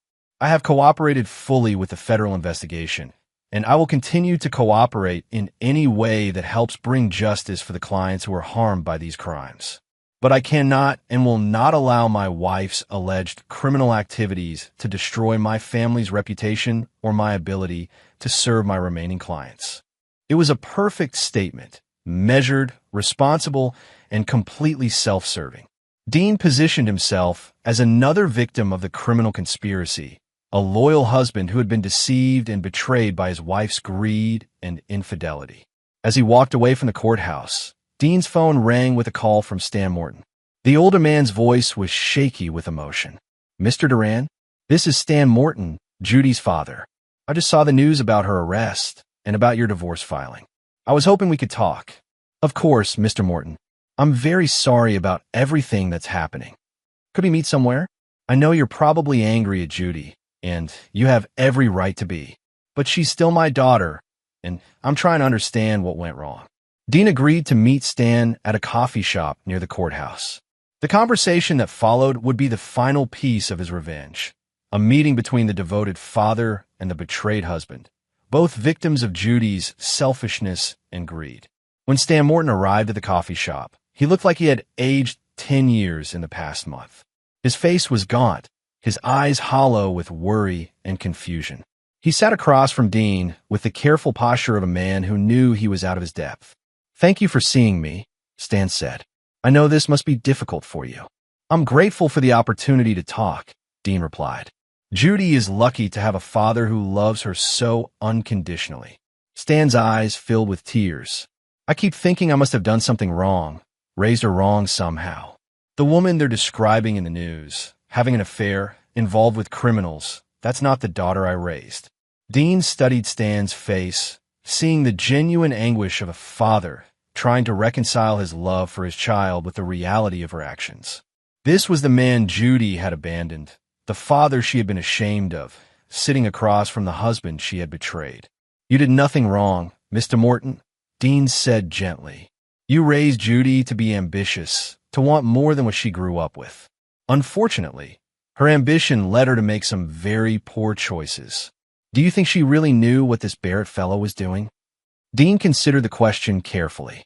"I think Judy knew Gabriel was using firm resources for personal expenses. Whether she understood the full scope of his criminal activity, I'm not sure. But she certainly knew their relationship was inappropriate." Stan nodded slowly, processing this information. "What happens to her now?" "She'll probably be offered a plea agreement in exchange for testimony against Gabriel. If she's smart, she'll take it. The federal government doesn't like to lose cases, and they have enough evidence to convict both of them." "And what about you? What happens to your marriage?" Dean's expression grew pained. "There's no marriage anymore, Mr. Morton. Judy made her choice when she decided to have an affair with my business partner. I can't rebuild a life with someone I can't trust." The two men sat in silence for several minutes, each lost in their own thoughts about the woman who had betrayed them both. Finally, Stan spoke. "I keep thinking about that night at the graduation party. The way she looked at me, like she was ashamed of who I was. I thought maybe it was just the pressure of the moment, but now I wonder if that's how she's always seen me." Dean felt a flicker of genuine sympathy for the older man. Stan Morton had sacrificed everything for his daughter, only to discover that his love had never been returned with the same intensity. "Judy has always wanted to be someone else," Dean said carefully. "Someone with more status, more wealth, more sophistication. I think she saw both of us as obstacles to becoming that person." Stan's face crumpled with grief. "I just wanted her to be happy. I worked 3 jobs so she could have opportunities one never had. But maybe I pushed her too hard, made her think she needed to be ashamed of where she came from." "You gave her everything a father could give," Dean said firmly. "The choices she made after that were hers alone." As they parted ways outside the coffee shop, Dean watched Stan Morton walk slowly toward his old Honda Civic. The man looked broken, defeated by the realization that his daughter's love had always been conditional on his ability to enhance rather than embarrass her. Dean felt no satisfaction in Stan's pain, because Stan Morton was genuinely innocent. He was collateral damage in Dean's war against the people who had actually betrayed him. But sometimes, Dean reflected, innocent people got hurt when the guilty were brought to justice. The next morning's headlines would tell the story of 2 men united in their betrayal by the woman they had both loved. Father and husband seek answers after Judy Duran's federal arrest. The narrative was almost complete. Soon, the final chapter would unfold, and everyone who had wronged Dean Duran would face the consequences of their choices. Chapter 8. The Reckoning unfolds. 6 weeks after Judy's arrest, Dean stood in the empty conference room of what had once been Barrett & Associates, watching movers carry away the last pieces of furniture. The firm's dissolution was complete. Assets liquidated, clients transferred, employees scattered to other practices. Gabriel Barrett's name would soon be stripped from the building directory, erased from the Chicago legal community as if he had never existed. The federal trial had been swift and devastating. Gabriel Barrett, faced with overwhelming evidence of corporate espionage and theft of confidential information, had accepted a plea agreement that would send him to federal prison for 12 years. His law license was permanently revoked, his assets seized to pay restitution to his victims, his reputation destroyed beyond any possibility of redemption. Celeste Poole had received a lighter sentence, 5 years in federal prison for her role in the conspiracy. Her testimony had been crucial in securing Gabriel's conviction, revealing a pattern of manipulation and exploitation that painted him as a predator who had used his position to take advantage of vulnerable women. But it was Judy's trial that had captivated Chicago's attention. The proceedings had exposed every detail of her affair with Gabriel, every hotel meeting and clandestine text message.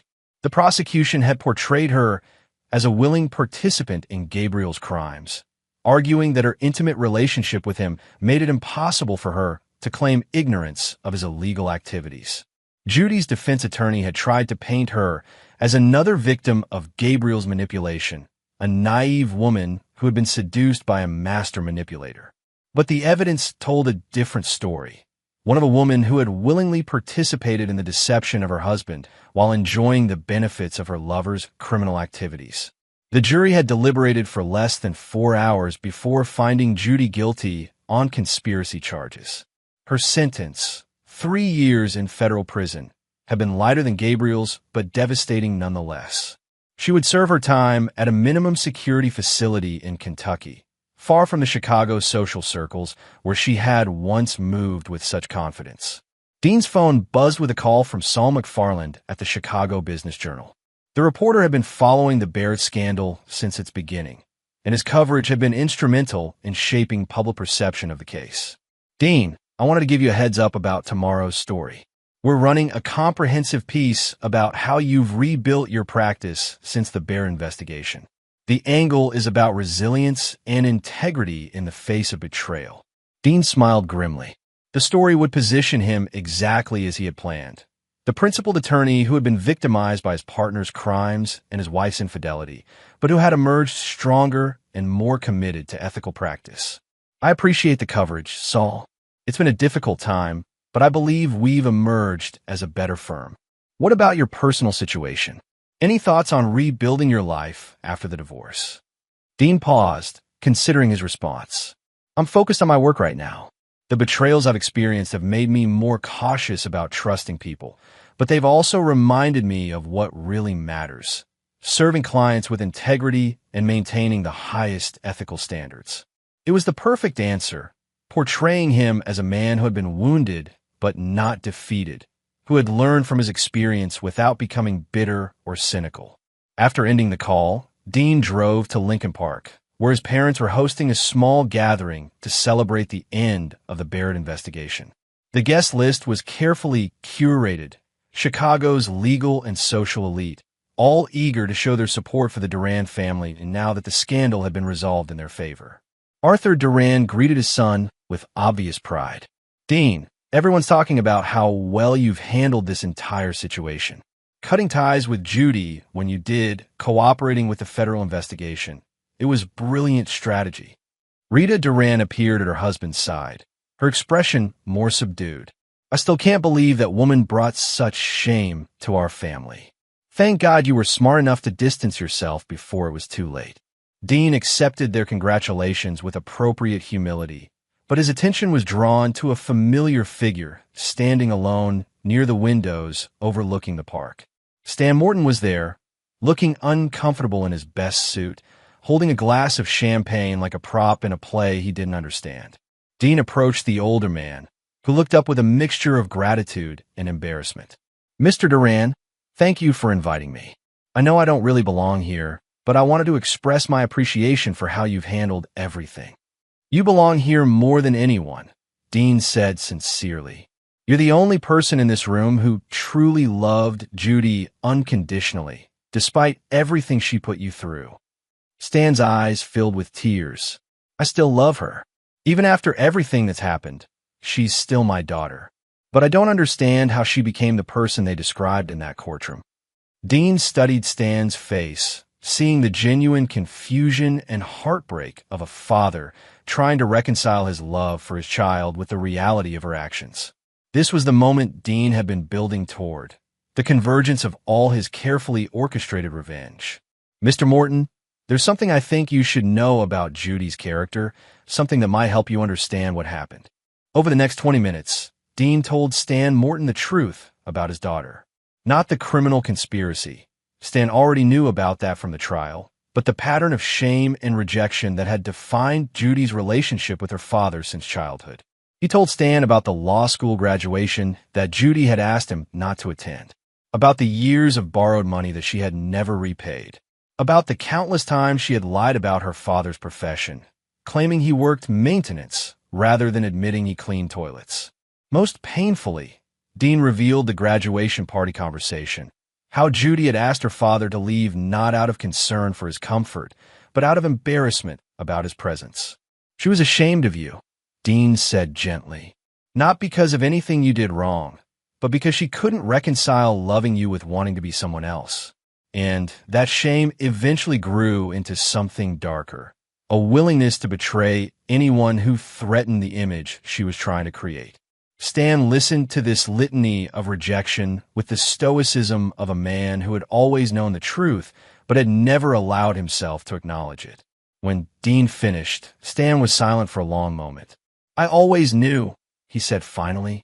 Deep down, I always knew she was ashamed of me. But I kept hoping that if I just loved her enough, if I just supported her dreams enough, she would eventually see that none of that other stuff mattered. You did everything a father could do, Dean said. The failure was hers, not yours.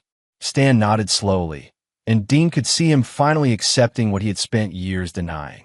Judy Morton Duran was not the devoted daughter he had imagined, but a woman whose ambition had poisoned her capacity for genuine love. What happens now? Stan asked. I mean, when she gets out of prison, will she come back to Chicago? Dean considered the question carefully. I don't think so. Chicago will always remind her of her failures, her humiliation. She'll probably start over somewhere else, try to reinvent herself again.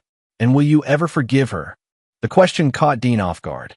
In all his planning and manipulation, he had never considered the possibility of forgiveness. His revenge had been so complete, so perfectly executed, that forgiveness seemed irrelevant. I don't know, Dean answered honestly. I've learned that forgiveness isn't something you decide to do. It's something that either happens or doesn't. Right now, I'm focused on moving forward with my life. As the evening continued, Dean watched Stan Morton navigate the social gathering with quiet dignity. Several guests approached him with condolences and expressions of support, treating him like the victim he was rather than an embarrassment to be avoided.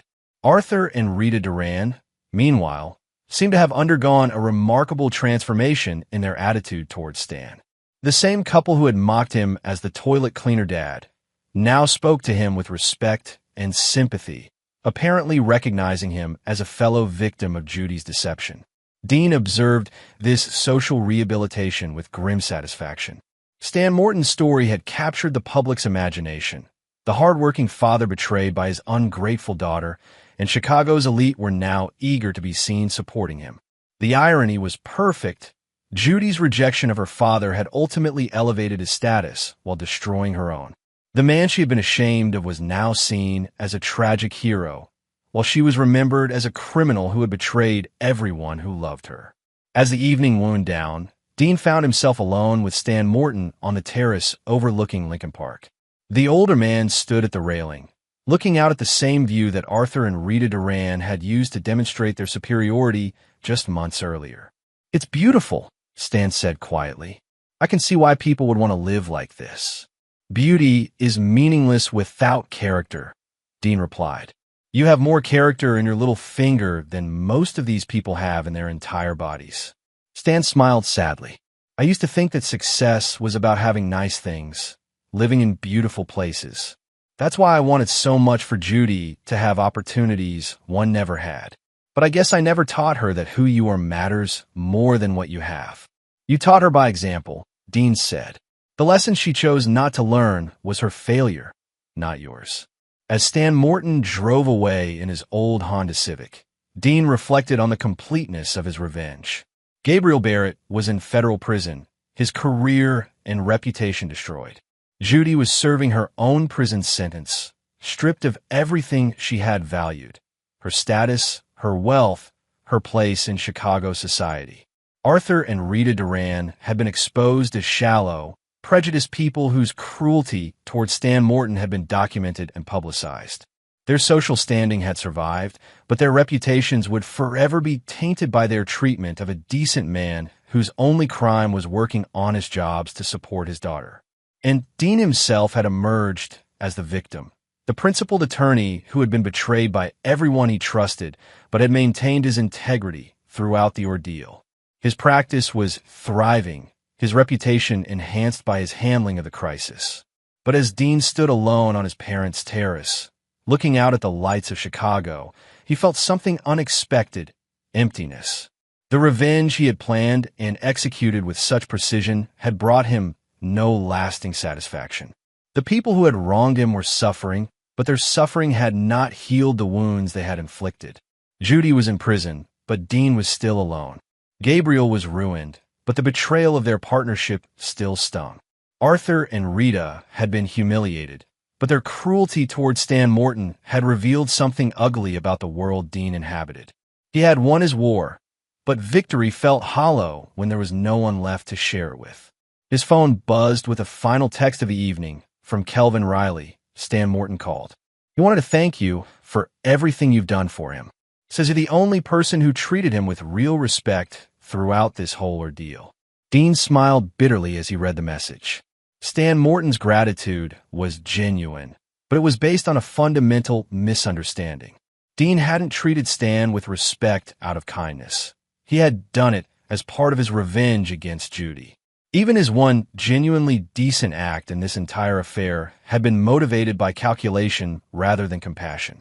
The trap had sprung perfectly, catching everyone Dean had intended to destroy. But in building his elaborate revenge, Dean had also constructed a prison for himself, one made of lies, manipulation, and the hollow satisfaction of victory without redemption. As he drove home to his empty mansion, Dean wondered if revenge was always this unsatisfying, or if he had simply chosen the wrong targets for his rage. Chapter 9. The Final Judgment. 1 year after Judy's conviction, Dean Duran sat in his corner office of the newly renamed Duran Legal Group, reviewing the morning's case files with the mechanical precision of a man going through familiar motions. His practice had never been more successful. Clients respected his principled handling of the Barrett scandal, and his reputation for integrity had grown considerably since his divorce. The Chicago Business Journal had named him Attorney of the Year for his ethical leadership during crisis. The Tribune had featured him in a story about resilience and redemption. Bar associations across the state invited him to speak about maintaining professional standards in the face of personal betrayal. Dean Duran was, by every external measure, a successful man who had overcome adversity with grace and principle. But success felt like ashes in his mouth. His phone rang, interrupting his brooding. Kelvin Riley's voice carried news that Dean had been expecting for weeks. Judy's being released next month. Early release for good behavior. She served 18 months of her 3-year sentence. Dean felt nothing. Not satisfaction. Not anxiety. Just the familiar emptiness that had become his constant companion since his revenge had reached its conclusion.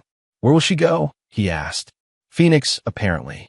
She's got a job lined up at a nonprofit organization that helps ex-offenders reintegrate into society. Ironic considering. Dean almost smiled at that. Judy Morton, who had spent her life trying to escape her humble origins, would now be working with society's most vulnerable populations. It was fitting, in a way.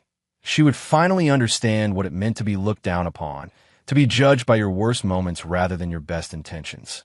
What about her father? Stan's been writing to her in prison. Regular letters, money for commissary, visits when the facility allows. The man never gave up on her, even after everything. This surprised Dean. Throughout Judy's trial and imprisonment, Stan Morton had maintained a dignified silence about his daughter's crimes. He had refused interview requests, avoided media attention, and simply continued his life with the quiet stoicism that had defined his character. Has she responded to his letters? Unknown, but I doubt it. Prison changes people, but it doesn't usually make them less selfish. After ending the call, Dean found himself thinking about Stan Morton for the first time in months. The older man had disappeared from public view after the trial, returning to his modest life and his night school classes. He had completed his degree and even started taking additional courses in social work, apparently inspired by his own experience with family dysfunction. Dean's intercom buzzed. Mr. Duran, there's a Stan Morton here to see you. He doesn't have an appointment, but he says it's important. Dean felt his pulse quicken. Send him in. Stan Morton entered the office looking older, but somehow more settled than Dean remembered. His clothes were still modest, but well-maintained, his posture straighter than it had been during the dark days of the trial. He carried himself with the quiet dignity of a man who had survived his worst nightmare and emerged intact. "Mr. Duran, thank you for seeing me without an appointment." "Of course, Mr. Morton. Please sit down. What can I do for you?" Stan settled into the chair across from Dean's desk, his weathered hands folded in his lap. "I wanted to talk to you about Judy's release. I know you probably don't want to hear about her, but there are some things I think you should know." Dean leaned back in his chair, studying Stan's face. "I'm listening. She's been writing to me from prison. Not many letters, and they're not what you'd call warm. But she's been writing, and in her last letter, she asked me to reach out to you." This was unexpected. Dean had assumed that Judy would want nothing to do with her former life in Chicago, least of all contact with the husband who had divorced her while she faced criminal charges. "What did she want me to know?" Stan reached into his jacket and pulled out a sealed envelope. "She asked me to give you this. Said it was important that you read it before she gets out." Dean stared at the envelope, his name written in Judy's familiar handwriting. After everything that had happened between them, she still wanted to communicate with him. The question was whether he wanted to hear what she had to say. Why didn't she just mail it to me directly? Stan's expression grew pained.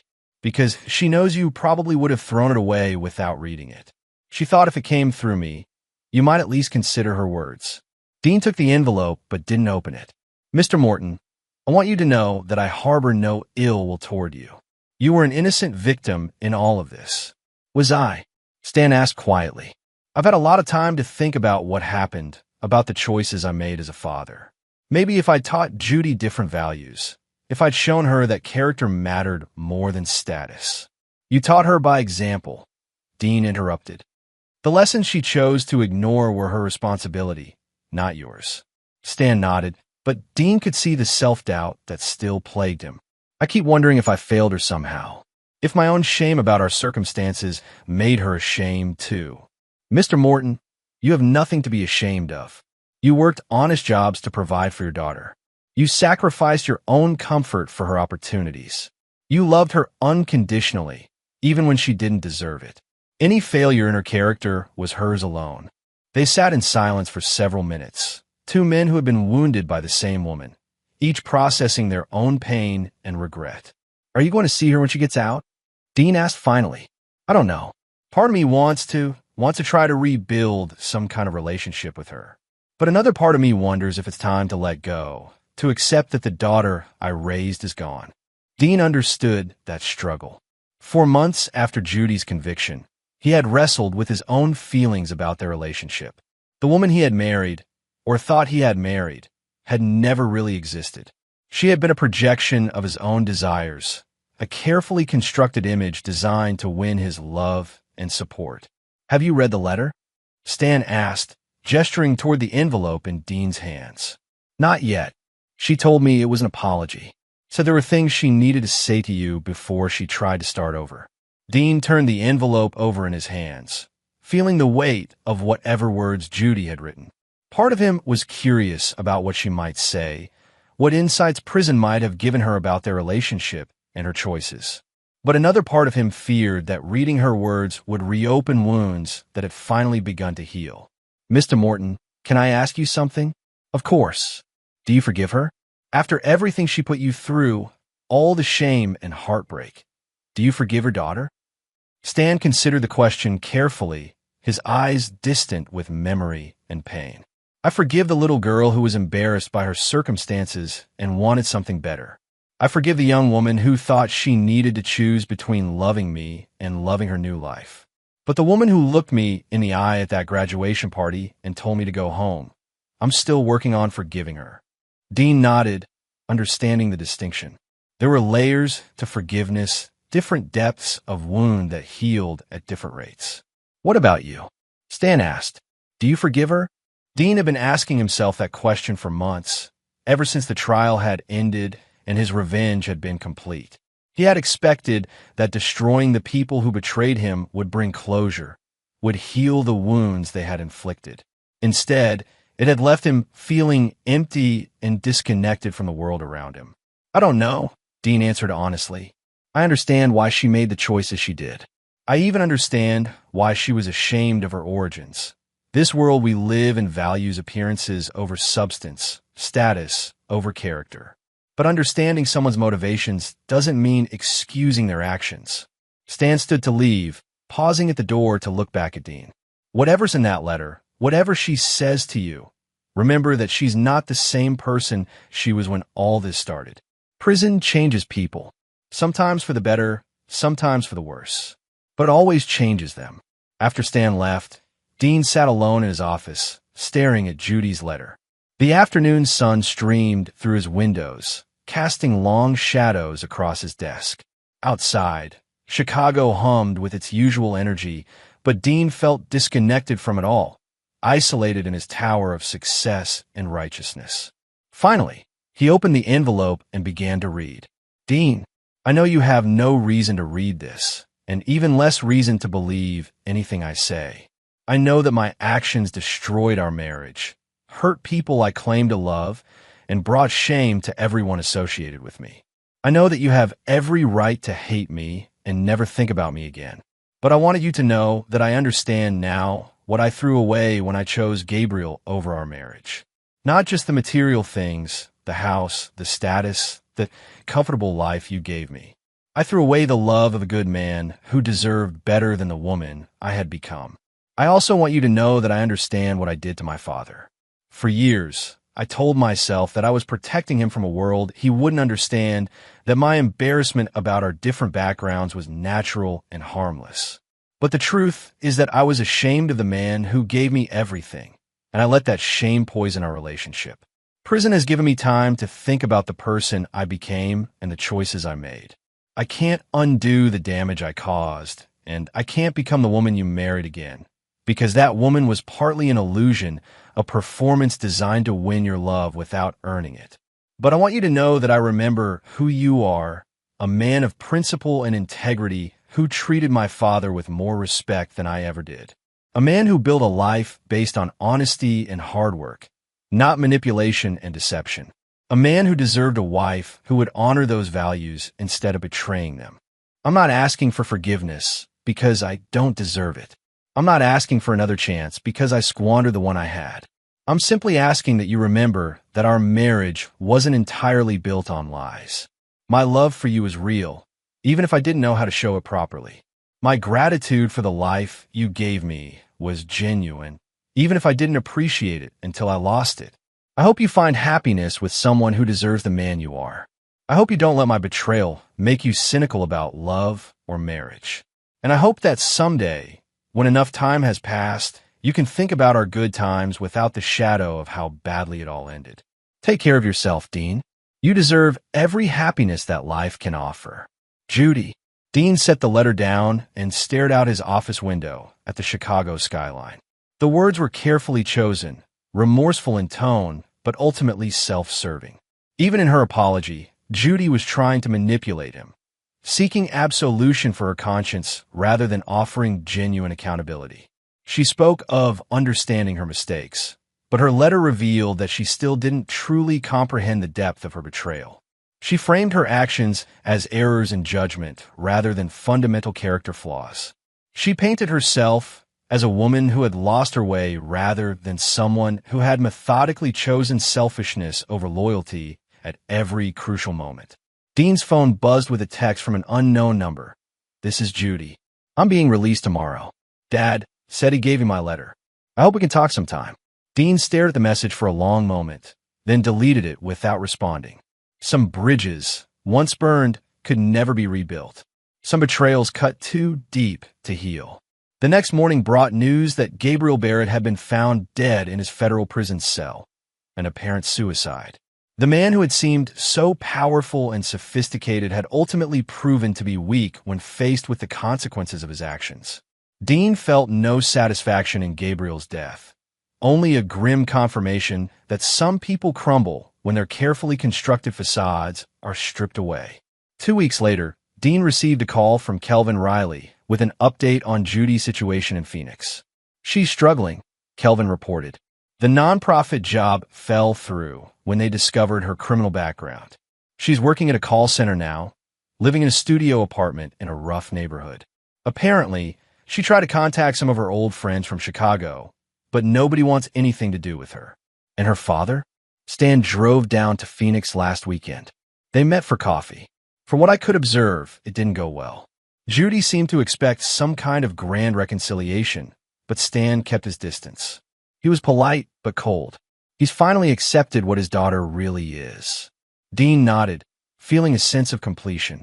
Stan Morton had been the final piece of unfinished business, the last person who might have offered Judy unearned redemption. But even her father's unconditional love had limits, and Judy had finally exceeded them. That evening, Dean attended a charity gala at the Four Seasons, the same hotel where he had once discovered evidence of Judy's affair. The irony wasn't lost on him as he moved through the crowd of Chicago's elite, accepting congratulations on his professional success and expressions of sympathy for his personal trials. Dean, Arthur Duran approached with a distinguished-looking woman in her 50s. I'd like you to meet Elizabeth Beard. She's the new managing partner at Whitman and Associates. Elizabeth Beard was attractive in an understated way. Intelligent eyes, professional bearing, the confidence that came from building a successful career through merit rather than manipulation. As they talked, Dean found himself genuinely interested in her perspectives on law practice and professional ethics. I've followed your handling of the Barrett situation, Elizabeth said. It can't have been easy, maintaining your integrity while your personal and professional worlds collapsed around you. Sometimes doing the right thing is the only choice that lets you sleep at night, Dean replied. Later, as the evening wound down, Elizabeth approached him again. Would you be interested in having dinner sometime? I'd love to continue our conversation about building ethical practices in a competitive market. Dean studied her face, seeing genuine interest rather than calculation.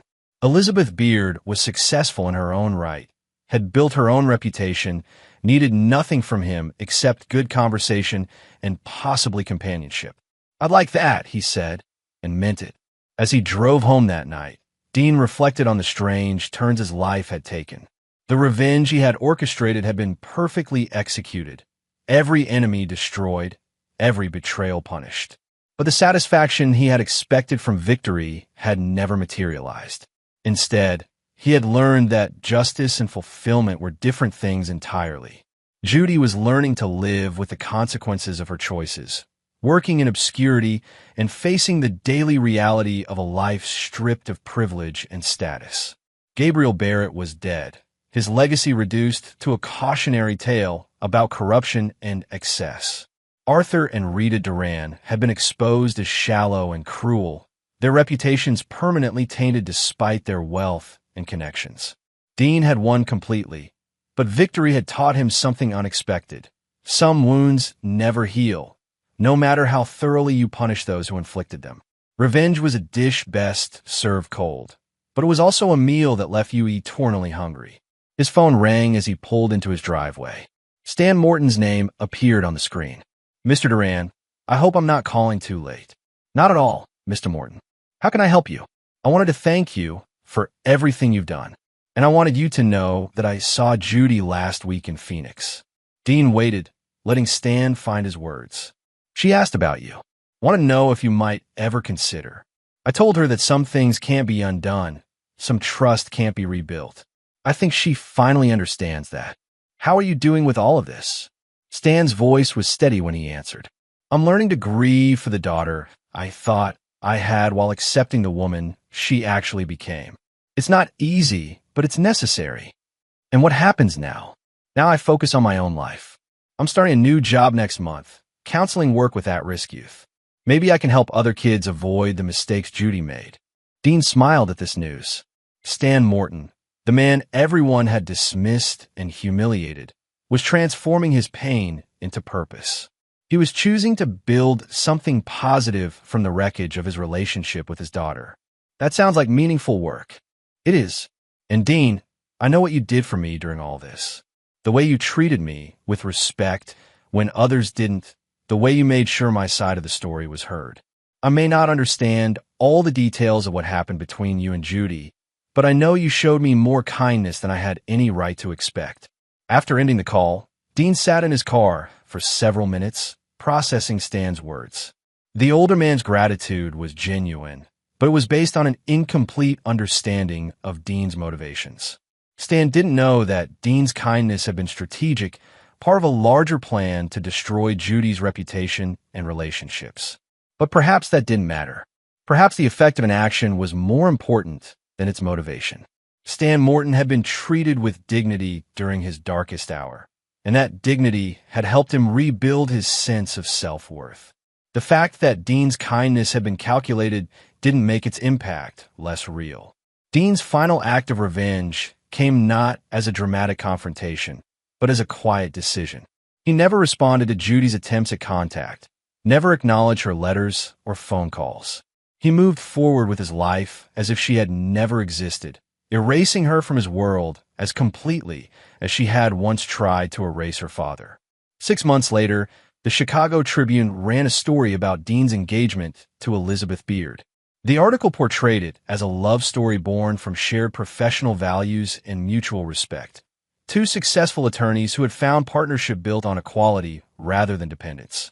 The announcement included a quote from Dean that captured his philosophy perfectly. "I've learned that real love is based on who someone is, not who they pretend to be. Elizabeth and I share the same values, the same commitment to integrity. That's the foundation for a marriage that can weather any storm." The article made no mention of his previous marriage. Judy Duran had been erased from his official history, reduced to a cautionary tale that he occasionally shared with trusted friends about the importance of truly knowing someone before committing your life to them. 3 years after Judy's conviction, Dean Duran stood at the altar of Chicago's Fourth Presbyterian Church, watching Elizabeth Beard walk down the aisle in an elegant but understated wedding dress. The guest list included Stan Morton, who had become an unexpected friend and regular dinner companion.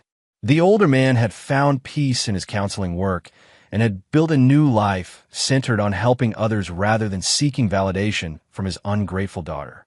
As Elizabeth reached the altar, Dean felt something he hadn't experienced in years: genuine happiness untainted by calculation or manipulation. This woman loved him for who he actually was, not for what he could provide. She had her own career, her own reputation, her own reasons for existing beyond their relationship. During their vows, Elizabeth spoke about building a marriage based on truth and mutual respect. "I promise to see you clearly," she said, "not as I wish you were, but as you actually are. And I promise to love that real person with all his strengths and flaws." Dean's own vows reflected the lessons he had learned from his first marriage's destruction. "I promise to earn your trust every day, not to assume it as my right. I promise to value your character over your accomplishments, your loyalty over your status.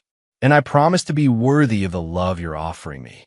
As they exchanged rings, Dean caught sight of Stan Morton in the front row, tears streaming down his weathered face. The older man was crying not from sadness, but from joy, witnessing love that was built on solid ground rather than shifting sand. The reception was held at the Union League Club, and Dean gave a toast that spoke to his journey from betrayal to redemption. "I've learned that some people come into our lives to teach us what love looks like, while others teach us what it doesn't. Elizabeth has shown me that real partnership means choosing each other every day, not just in the easy moments, but in the difficult ones too." Later that evening, as he and Elizabeth danced their first dance as husband and wife, Dean's phone buzzed with a text from an unknown number. "I saw the announcement in the Tribune. I'm happy for you. You deserve love that's real. Jay." Dean showed the message to Elizabeth, who read it with interest rather than jealousy. "Your ex-wife?" she asked. "Yes. Are you going to respond?" Dean deleted the message without a second thought. "No, that chapter of my life is closed." Elizabeth nodded with understanding. She knew the broad strokes of Dean's first marriage and divorce, knew about the betrayal and criminal conviction that had ended it. But she also knew that Dean had moved beyond bitterness into something healthier. Not forgiveness exactly, but indifference. As they continued dancing, Dean reflected on the completeness of his victory. Judy was living in poverty and obscurity, working menial jobs, and facing daily reminders of how far she had fallen. Gabriel Barrett was dead, his legacy one of crime and disgrace. Arthur and Rita Duran had been humbled by their public exposure as cruel and shallow people. But the real victory wasn't their destruction. It was Dean's ability to build something better from the ashes of what they had destroyed. He had found love based on truth rather than deception, partnership built on equality rather than dependence. He had learned to value character over status, integrity over appearance. The revenge was complete, but it no longer mattered. Dean Duran had won by refusing to let his enemy's betrayal define his future. He had chosen to build rather than simply destroy, to grow rather than simply punish. And in that choice, he had found something more valuable than revenge. He had found peace. The last dance of the evening was a slow waltz, and as Dean held Elizabeth in his arms, he felt the final pieces of his old pain dissolving into something like gratitude. Judy's betrayal had been devastating, but it had also been necessary, stripping away his illusions and forcing him to confront the difference between love and manipulation, between loyalty and convenience. Stan Morton caught Dean's eye from across the dance floor and raised a champagne glass in a quiet toast. The gesture was one of mutual understanding between two men who had been betrayed by the same woman, but had chosen different paths forward. Stan had chosen forgiveness and service to others. Dean had chosen justice and careful reconstruction of his life. Both paths were valid. Both had led to peace. As the evening ended and the guests departed, Dean and Elizabeth stood together on the club's terrace, looking out at the lights of Chicago. The city spread before them like a promise of future possibilities, untainted by the shadows of past betrayals. "No regrets?" Elizabeth asked, taking his hand. Dean considered the question carefully. He thought about Judy, probably asleep in her small apartment in Phoenix, alone with the consequences of her choices. He thought about Gabriel Barrett, whose grave in a pauper's cemetery bore no flowers or remembrances. He thought about his parents, who had learned too late the cost of their cruelty and prejudice. "No regrets," he said finally. "Everything that happened led me to you. Even the worst betrayals served a purpose in the end." Elizabeth squeezed his hand, understanding that some stories could only be told in retrospect, when all the pieces had fallen into place and the pattern finally became clear. Dean Duran had been betrayed by everyone he trusted most. In response, he had orchestrated their complete destruction with the precision of a master strategist and the patience of a man who understood that justice delayed was not justice denied. But his greatest victory was not in their punishment. It was in his refusal to let their betrayal poison his capacity for trust and love. He had emerged from the wreckage of his first marriage stronger, wiser, and more discerning. He had learned to see people clearly, to value substance over appearance, to build relationships on solid foundations rather than shifting sand. The price of betrayal, Dean had learned, was not just the destruction of trust. It was the revelation of character. Judy had revealed herself to be weak and selfish. Gabriel had shown himself to be predatory and corrupt. Arthur and Rita had exposed their cruelty and prejudice. But Dean had revealed something else entirely, that a man of